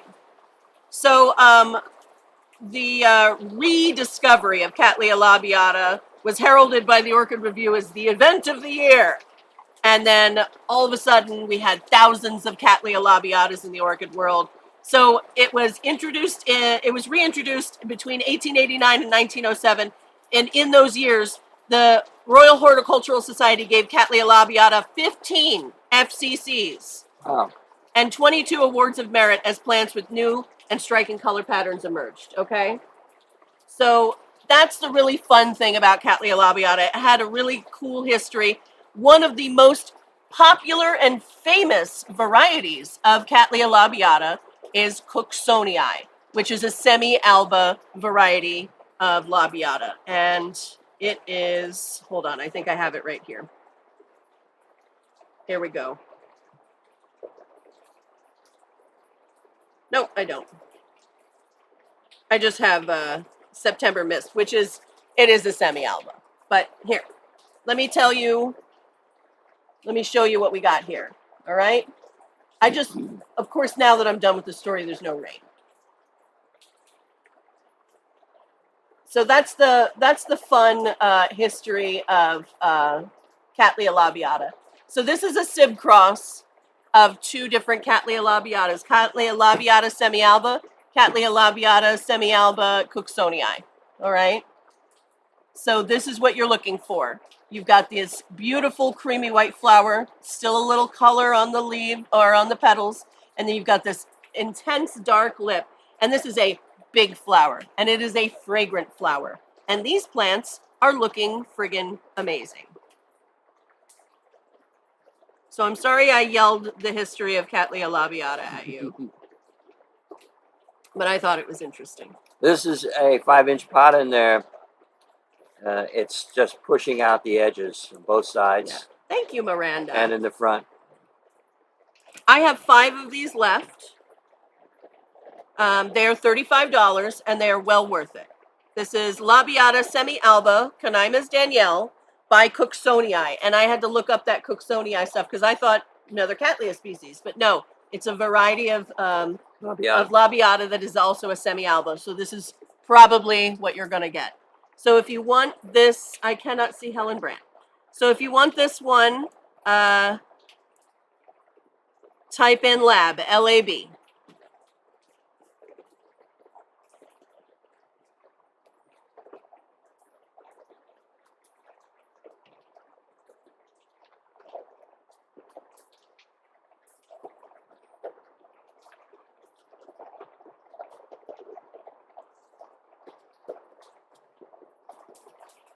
All right, Shelly.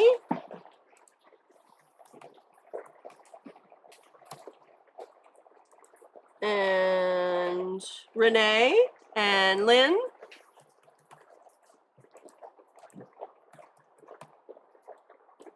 You can hear a pin drop now. Yeah, it's so quiet. See, I can't sell you anything until we can ship to Cali. I'm not, but I'll have these, I promise. Judy and Deborah.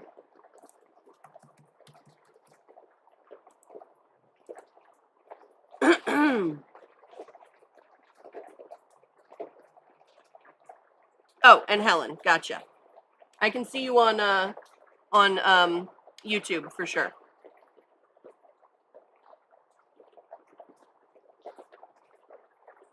All right. So this is Cattleya Alice DuPont, variety Waldor. The DuPont estate is in Delaware and very close to Philadelphia.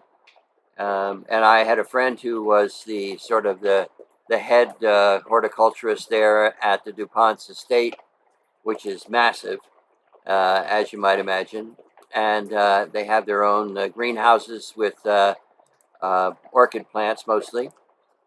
And I got a chance to tour the greenhouses, and they're really beautiful, well kept, and as you would expect. And this is Alice DuPont, so named after one of the DuPonts, and it's variety Waldor. And Waldor Orchids is in Linwood, New Jersey, which is close by. And I've known the Waldors for many years. A really nice family and very, very nice greenhouse right outside of Atlantic City. And this one is a clone, Alice DuPont Waldor, and it has an AM. And is that the picture? This is the picture. Now, these guys are a little expensive in the streets. I've seen them for sale from Waldor in, I think, a 4-inch pot. Mm-hmm. 2 to 3 years from blooming, it says. for $35. Mm. No, I'm sorry. Hold on. Maybe it was a 3-inch pot. I don't know. Anyway, it was 2 to 3 years from blooming. Sounds like a 3-inch, yeah. Yeah. But yeah, here we go. Waldorf orchids. Yeah. Yeah, $35, 2 to 3 years from blooming. And it has an HCC. Well, it actually has an AM now. Yeah.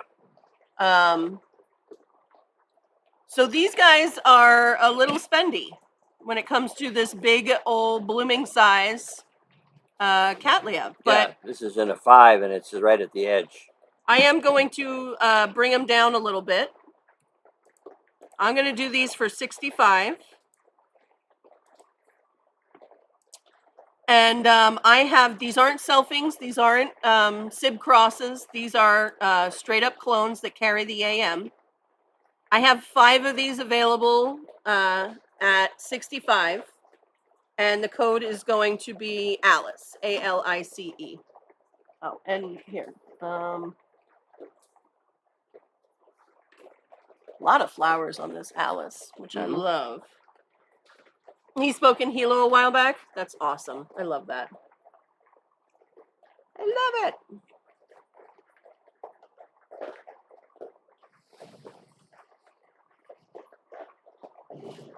All right, what can I go get next?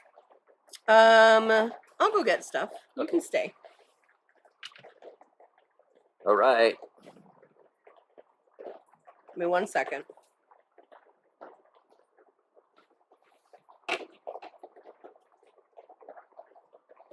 All right, Kathy, I got you.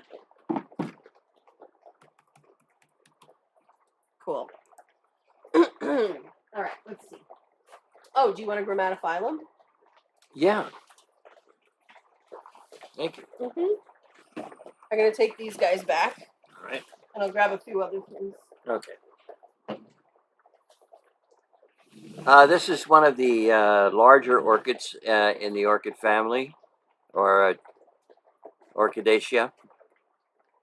This is Grammatophyllum scriptum, and this is variety leopard. And the variety leopard, as you'll see when Alexis comes back, has really a nice dark spotting on the flowers.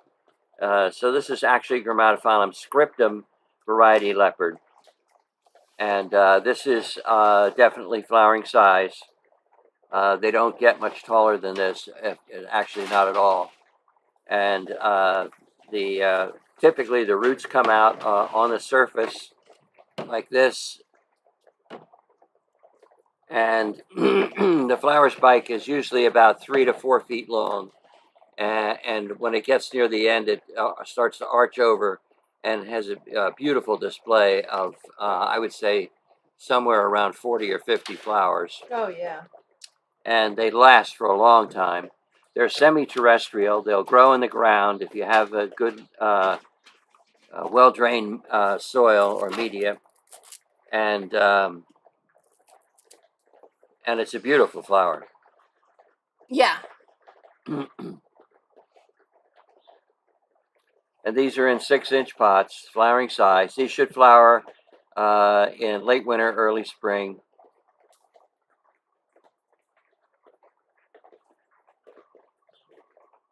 So here's an example of the flower.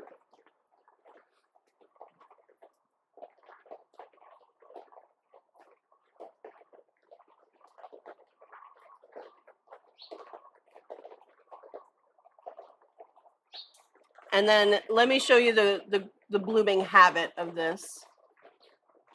I wish it had better pictures of like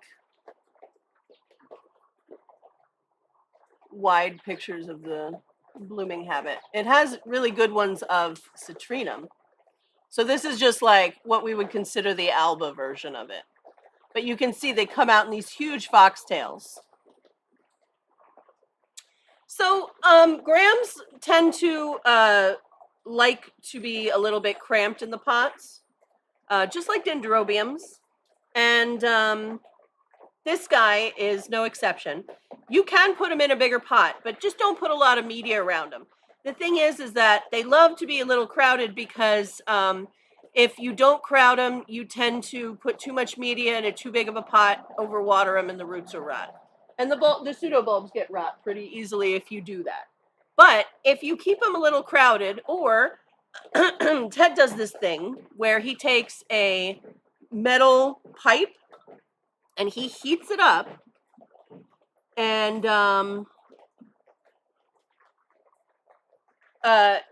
burns holes in the pot, in the side of it. And when he repots grams, he puts big, huge landscaping bark, big, huge chunks. So stuff that's like the size of a baby fist instead of like, medium to small bark that's the size of driveway gravel. Driveway gravel. And grams do this thing where the roots point up, and that's just totally normal. It doesn't mean they need to be repotted. It means that they just really are happy in where they are, and they do that. This is well into blooming size. This is Grammatophyllum scriptum variety leopard. And I will go back to the flower picture. They're just beautiful flowers with varying levels of spotting on them. Grammatophyllum variety leopard. I have 11 of them. And we can do them for 40. All right? So if you want one, type in Gram, Gram. Oh, and I had a dream last night. Well, it wasn't really a dream. I was still kind of awake-ish. But I realized that my dog and my neighbor's 2 dogs are the 3 colors for s'mores. That's a strange one. Emma, I got you. These actually ship really well too, which is funny. Oh, yeah. Helen, we're not shipping this week. We're not shipping again until January. But you're on the schedule for January, my dear. We just don't ship this close to the holidays. It's just too dangerous with the delays and the lost packages and all that. Yeah. The last guy that was working here, I had lost 2 boxes for the first time ever, And I think it was because the labels we were using weren't sticking well. So I started taping them down until I got new shipping labels. And he was convinced that there was some sort of conspiracy between the drivers picking up the packages and them disappearing in Memphis. And I'm like, what sort of black market orchid? Yeah. Like, it's not gold. Orchid web do you think is happening? He's all, I would check Craigslist in Memphis. And I'm like, for what? Yeah. Single plants that I can't prove are mine? You're a crazy person. Crazy person. All right, no one else wants a Grammatophyllum because they're super awesome. They are. And they're really impressive. And you know what's cool about Grams? You can put this thing out in full sun in the summertime. Yeah. You'll have to wean it out, but they take full sun easily. In fact, if you live somewhere where it's not too cold, you can put this thing in the ground. Just have to have a really well-drained base. Yeah. Big hole and then fill Deborah, it with bark or whatever. Yeah. All right. Okay.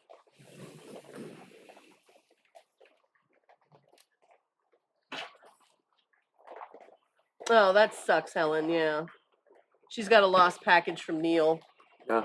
That's why my shipping went up just a little bit. Well, one of the reasons is because I started insuring your boxes.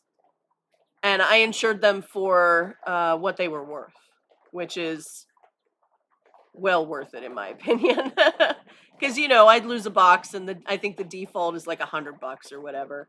And for like $5 or $6 more, you can have that thing insured and we all get covered and it's great. So. This is Cattleya trianii cerulea by Ludimaniana cerulea. So this is probably been named. Yeah, it's Cattleya princess. Princess, okay. Yeah.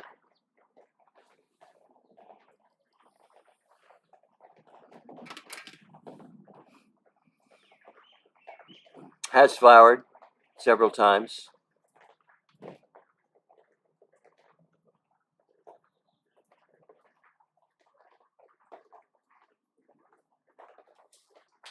I think the best picture of Cattleya Princess, yep, that's so funny, is a cerulean. Oh, good. Yeah, it's from Ed Merkel. It's a good picture. So this is Ludomaniana by Trianii, and that is called Cattleya Princess. And this is the cerulean version, where they bred 2 ceruleas together. And here you go.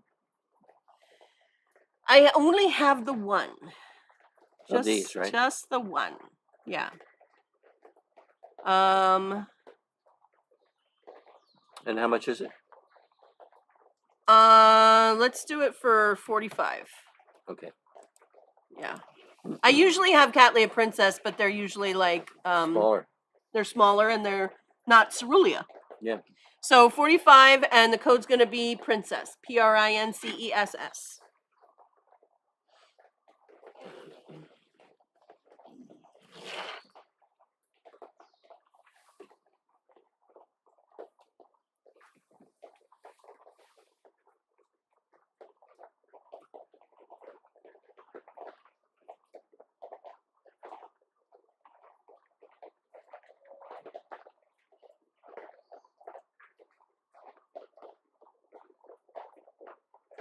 All right, that's going to Helen Brandt.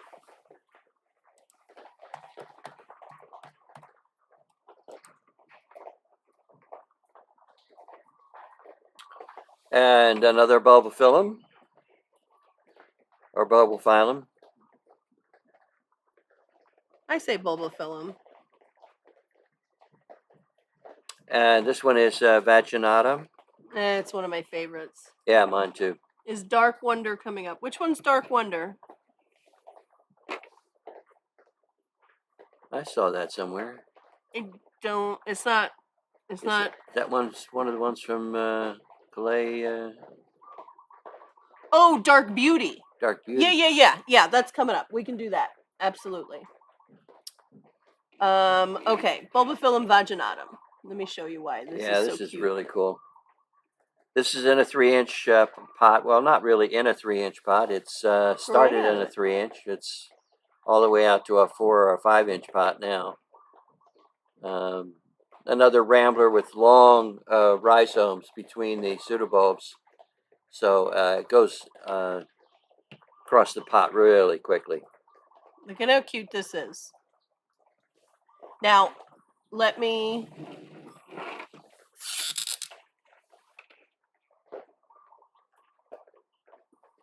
Check that out. Isn't that amazing?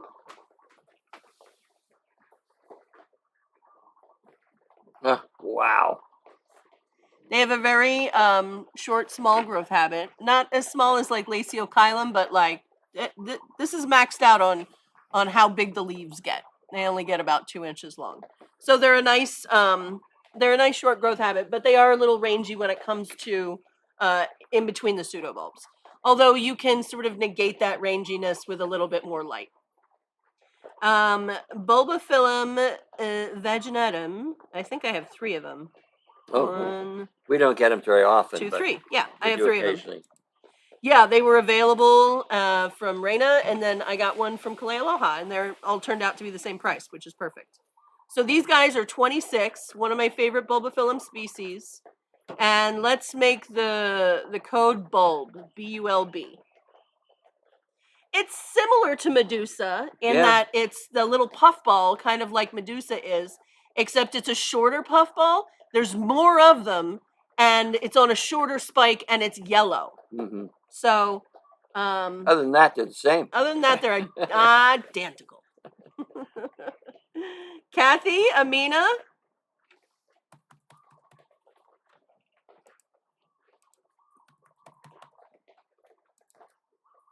And I have one more if anyone wants.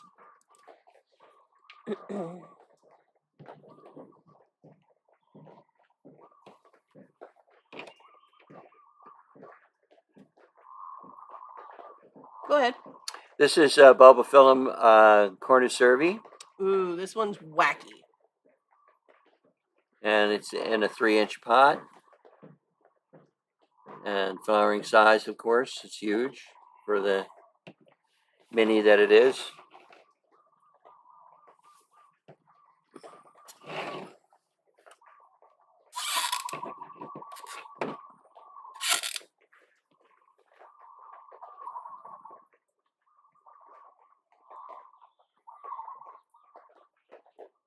This is a little hard to see. Let's see. Hold on. There we go.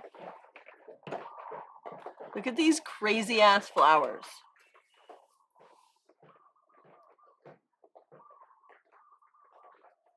They've got this little spotted hood, big flexible lip, and they have they come out like Laxiflorum does, on one inflorescence with a bunch of little offshoots. Corner survey isn't available very often. I love it. So I got as many as they would sell me, and these are $30. But it is such a cool species. Bulbophyllum cornucervi, the code's going to be corn, C-O-R-N. I have 3 of them at 30.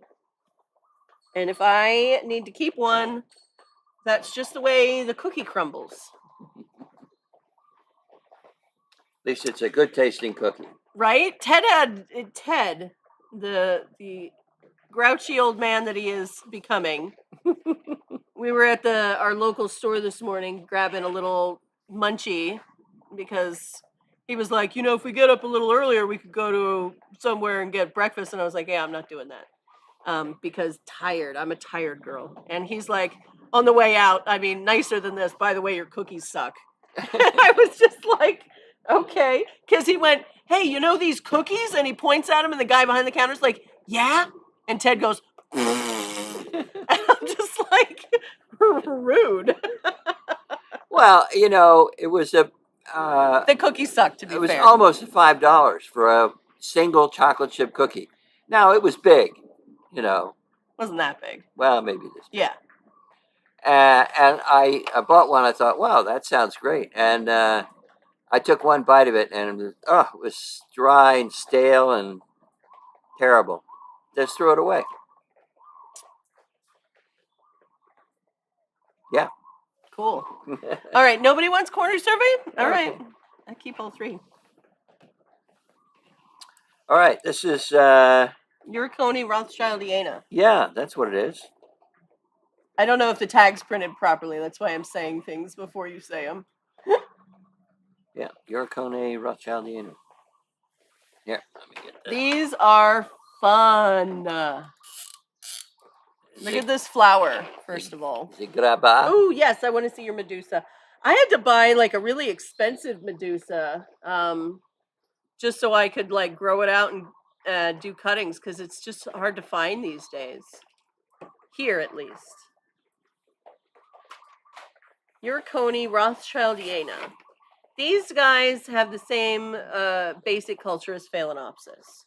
And they even kind of look like a phale. They do. And with they a have roughly edged to the leaf. These guys can and do get crown rot, just like phales. So just be careful of that. To negate that, you water early in the day. Tip that orchid over after you water it, just a little bit, just to let the water run out of the crown if there's water in the crown. And then watering early in the day gives it a chance to, if there is any water left in the crown, gives it a chance to evaporate before nighttime. And then that way you won't have crown rot issues. Now, this has already bloomed once. There's an old spike underneath it there. Yeah. And the flowers, in comparison to the plant, are huge. Looky. They're creamy white with green throats and then a little bit of dark brown maroon in the back there. Ooh, Amina says she has a huge one. Nice. Uricone Rothschildiana. It's a species. And let's see. I have 5 of them left. And like I said, blooming size. They are 28. And the code is going to be the letter E, as in Ernie or Edward or Echo. That's the foxtrot, tango, chicken thing that they do, right? Yeah, phonetic. Yeah, that's it. Alphabet. And if you do have a little water left in the crown at the end of the day, just the corner of a tissue will soak it up. Or you can get right down in there and blow like crazy and blow the water out. Kathy?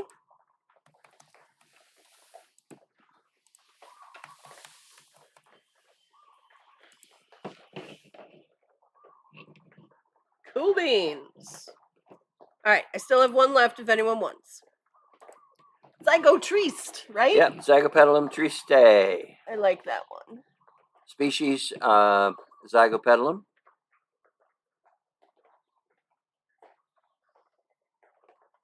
I think it's very cool looking. And, you know, so when you look at hybrid fails, right, like stuff at Trader Joe's or Whole Foods or Walmart or wherever you get your Phalaenopsis, your hybrids, right? Donna, I got you for the last one. You see a plant that faintly resembles a species Phalaenopsis. It looks a lot more like Sanderiana or Stewartiana, but it doesn't resemble the other ones too closely. Whereas this zygo, you can really see where we got so much of the purple lip in zygos. This is just absolutely fragrant, purple, and amazing. And these are very cool. I mean, there are some people who are total snobs about collecting things, or maybe not snobs, maybe they're just species enthusiasts. Yeah. But when you get a call, like when we get a call and someone's like, I'd like to come into the greenhouse and see what species you have, you go, oh, okay. And that's it. I only collect species. And you're like, okay, good for you. Anyway, Zygo Triste is just, or Triste, or whatever you want to call it, it's just a very colorful, very pretty, very easy bloomer, and Fragrant. they are very fragrant, very, very fragrant. And we don't get them very often. Yeah. I can't remember the last time we had one. If we ever did. I have had them before, but it's been months and months and months. Yeah. So I have 3 of these at 26, and if anyone wants one, type in TRI or TRY. Try.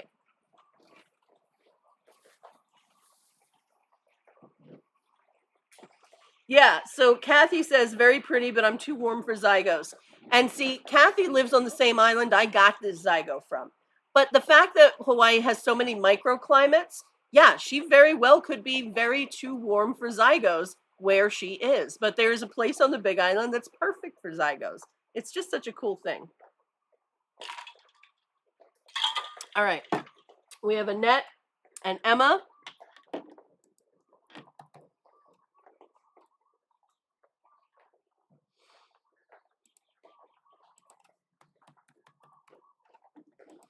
All right, and I still have one more if anyone wants. Yeah, South Texas is probably not their favorite environment.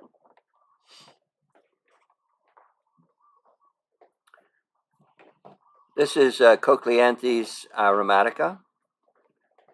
And probably another 6 months to a year until it flowers. Would you say? Does it have to be bigger than Amazonica? No, but I thought Amazonica was a little bigger than that. Not much. Okay. I'd say it's guaranteed to flower in the within next a year. Yeah. But look at how cool these are. Oh, don't worry about it, Annette. You can repeat it as much as you want. I don't care. And it shows enthusiasm. Pretty good sized flowers for the size of the plant. I think so. They're not as big as Amazonica, but Amazonica's like you could cut up the plant behind it, grind it up, and stick it inside the flower. I guess you could do that with almost anything. But look at how beautiful this flower is. It's got this beautiful green and then this intense cerulean lip.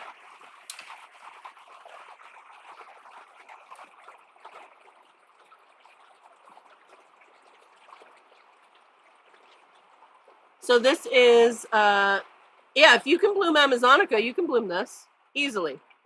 Amazonica is pretty tolerant of heat too. All right, A, B, C, D, here we go. Cochleanthes aromatica. These are 32. I have 3 of them. And they are, like I said, I'm pretty sure they're blooming size right now, but these will guarantee bloom within the year. So let's make the code for this one Aroma, Aroma. And they are fragrant, by the way. Just gorgeous flowers. And they come out at the base of the plant, and then they just sort of crawl outwards. Yep. And a big plant will have flowers almost all the way around it. Oh, yeah. Yeah, they'll circle the plant. It's really very cool.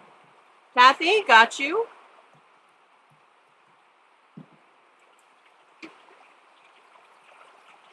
Helen, got you. I love you, Melly, but I don't want your licking hand on my hands. I love you, though. Do we have more plants? Probably. Shelly, I got you for the last one.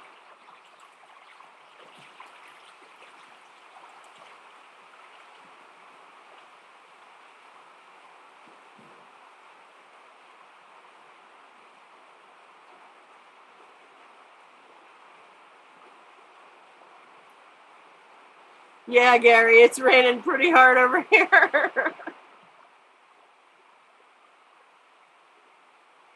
Yeah, let's get Dick Smith out here. All right. I got it. You can stay. Okay.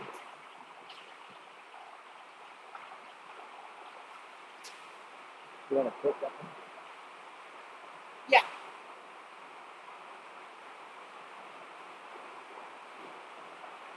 Okay, give me a second.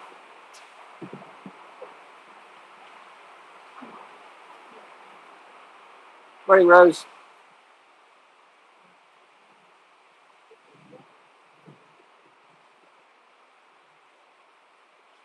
That beautiful lady. Isn't that great? So freaking cool. We ordered matching ones and he never wore his, so I gave it away. I freaking love it. Did you? I did. I gave it to Francine. Huh?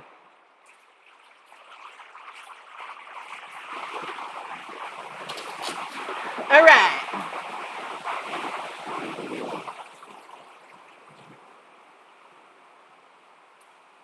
What are you looking up? I'm looking up Dick Smith Dark Beauty. Okay. Thank you, Mitz.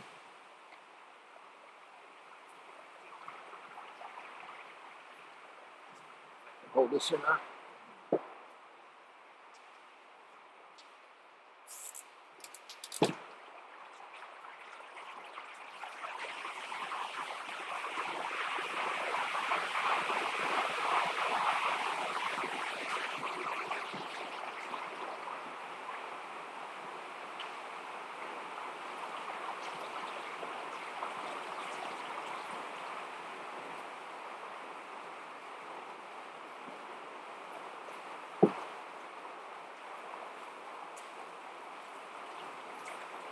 Wow. Really different. Trying to get it at an angle where it's not totally blown out.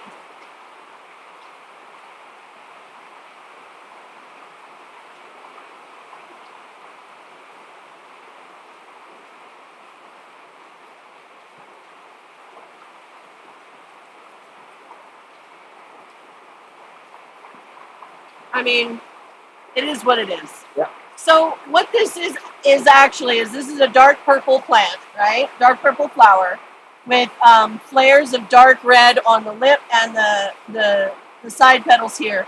And then you've got these little like sort of eye spots like you see on caterpillars and moths and stuff like that, where it's two little flares of gold right there too.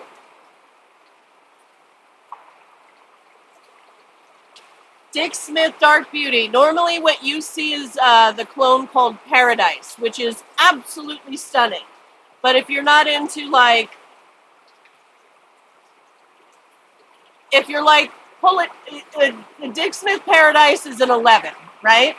And you're like, I'd like you to pull it back to an 8. Here's an 8 as far as like flashiness. Like we're not going to Carnival in Rio de Janeiro.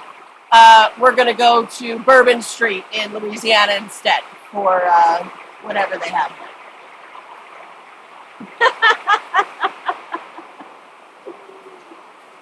So this is Dick Smith Dark Beauty. I have 3 of these for $38. They are blooming size.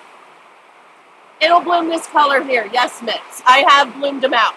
Absolutely. In fact, I bloomed them out a little bit even darker than that photo showing.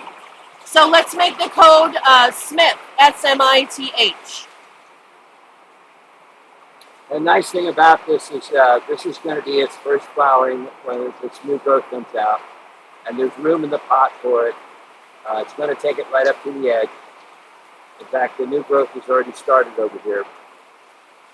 Mitts, got you?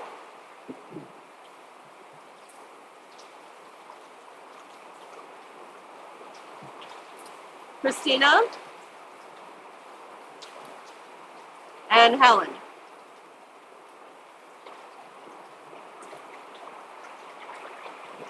I'm sorry, Sasha. Next.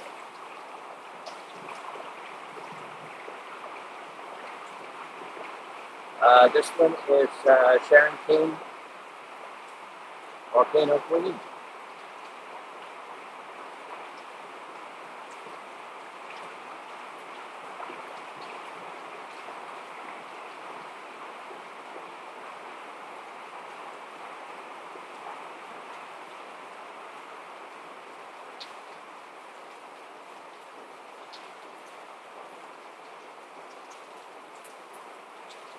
I'm checking the angle on it. I mean, it looks orange on the screen. It's actually a little bit redder. Hey, Christine. Yeah, better late than never. Heck yeah.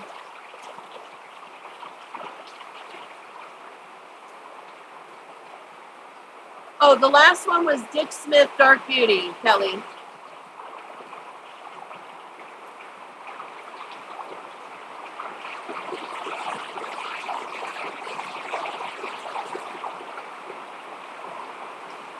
All right.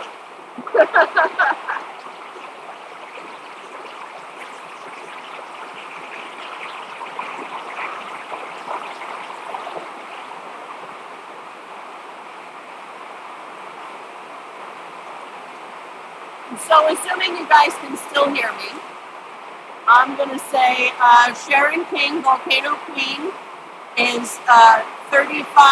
I have 2 of them. And the code is King, K-I-N-G, the opposite of Queen. RLC, Sharon King, Volcano Queen.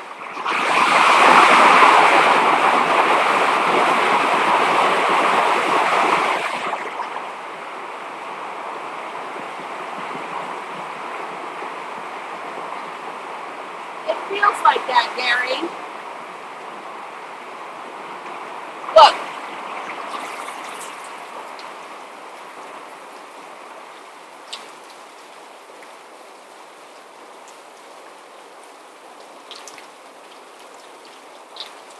It's waning. It's waning everywhere.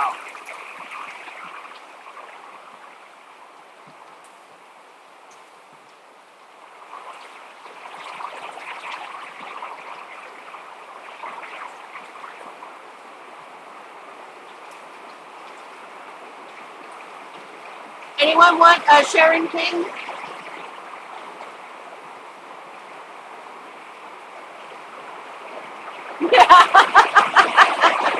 And that says, I guess you don't have to water today.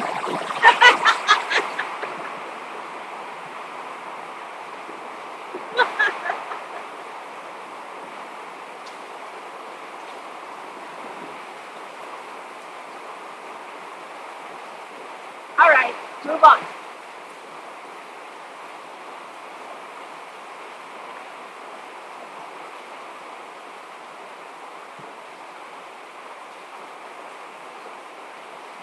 There's another Sharon. Sharon Forsyth, All right. RLC.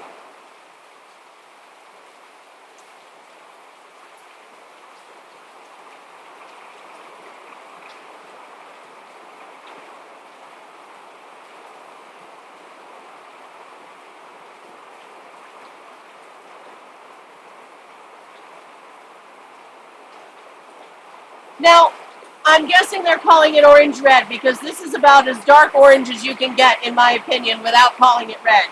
And then you've got this beautiful dark red, maroony, purpley lip with beautiful little bits of gold in it, and you can see the striations in it. It's really a beautiful flower. This is Sharon Forsyth Orange Red. I have 3 of these at 35, and the code is going to be Sharon, SHARON. I know, like the rain keeps doing, like it's all. I'm gonna take the greenhouse down. Oh no, I'm not. It's cool. It's cool. It's cool. It's cool.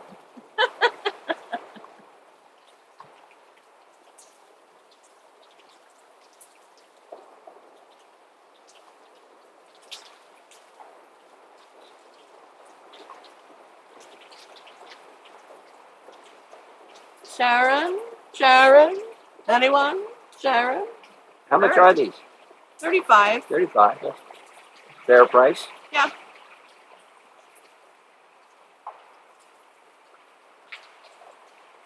All right. You have anything else? Yeah, I have Kaoru Suzuki. Uh-huh. Where are they? She's in the back of the Newberry, I think.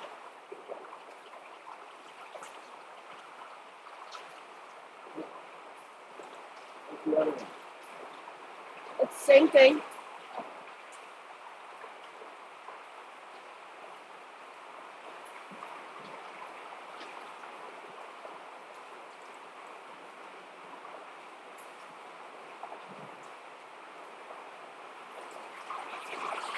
All right, so this one.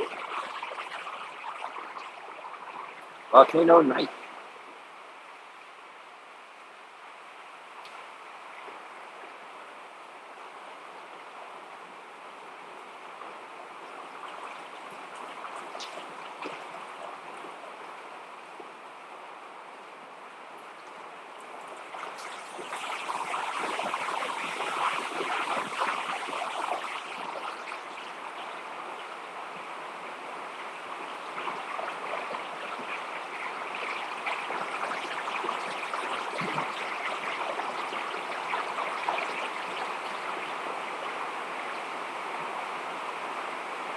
All right, I have 2 of these at 35. And let's make the code Suzuki, SUZUKI. Can everybody hear you? They said they can. I can't hear me. Oh.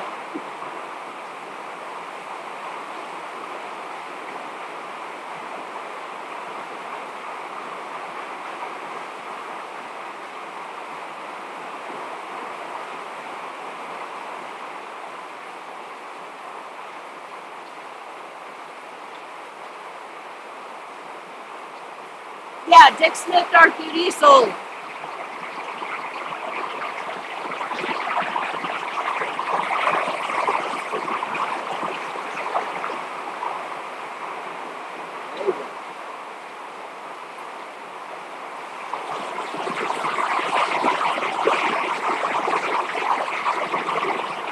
Hope it slows down for tomorrow. I'm getting wet again. All right, well, you want to call it today? Yeah.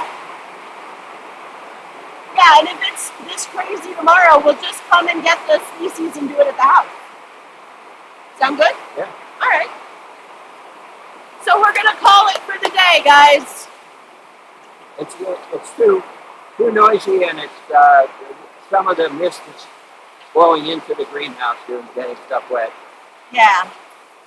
So we'll do the rest of the species tomorrow. I'll update and put up the leftovers before I leave the greenhouse. And then you guys can have at it on those until tomorrow. Sound good? At what time tomorrow? 2 o'clock. 2. So it'll be 4 o'clock West Coast and 7 o'clock East. Yeah. Sound good? Yep. Cool.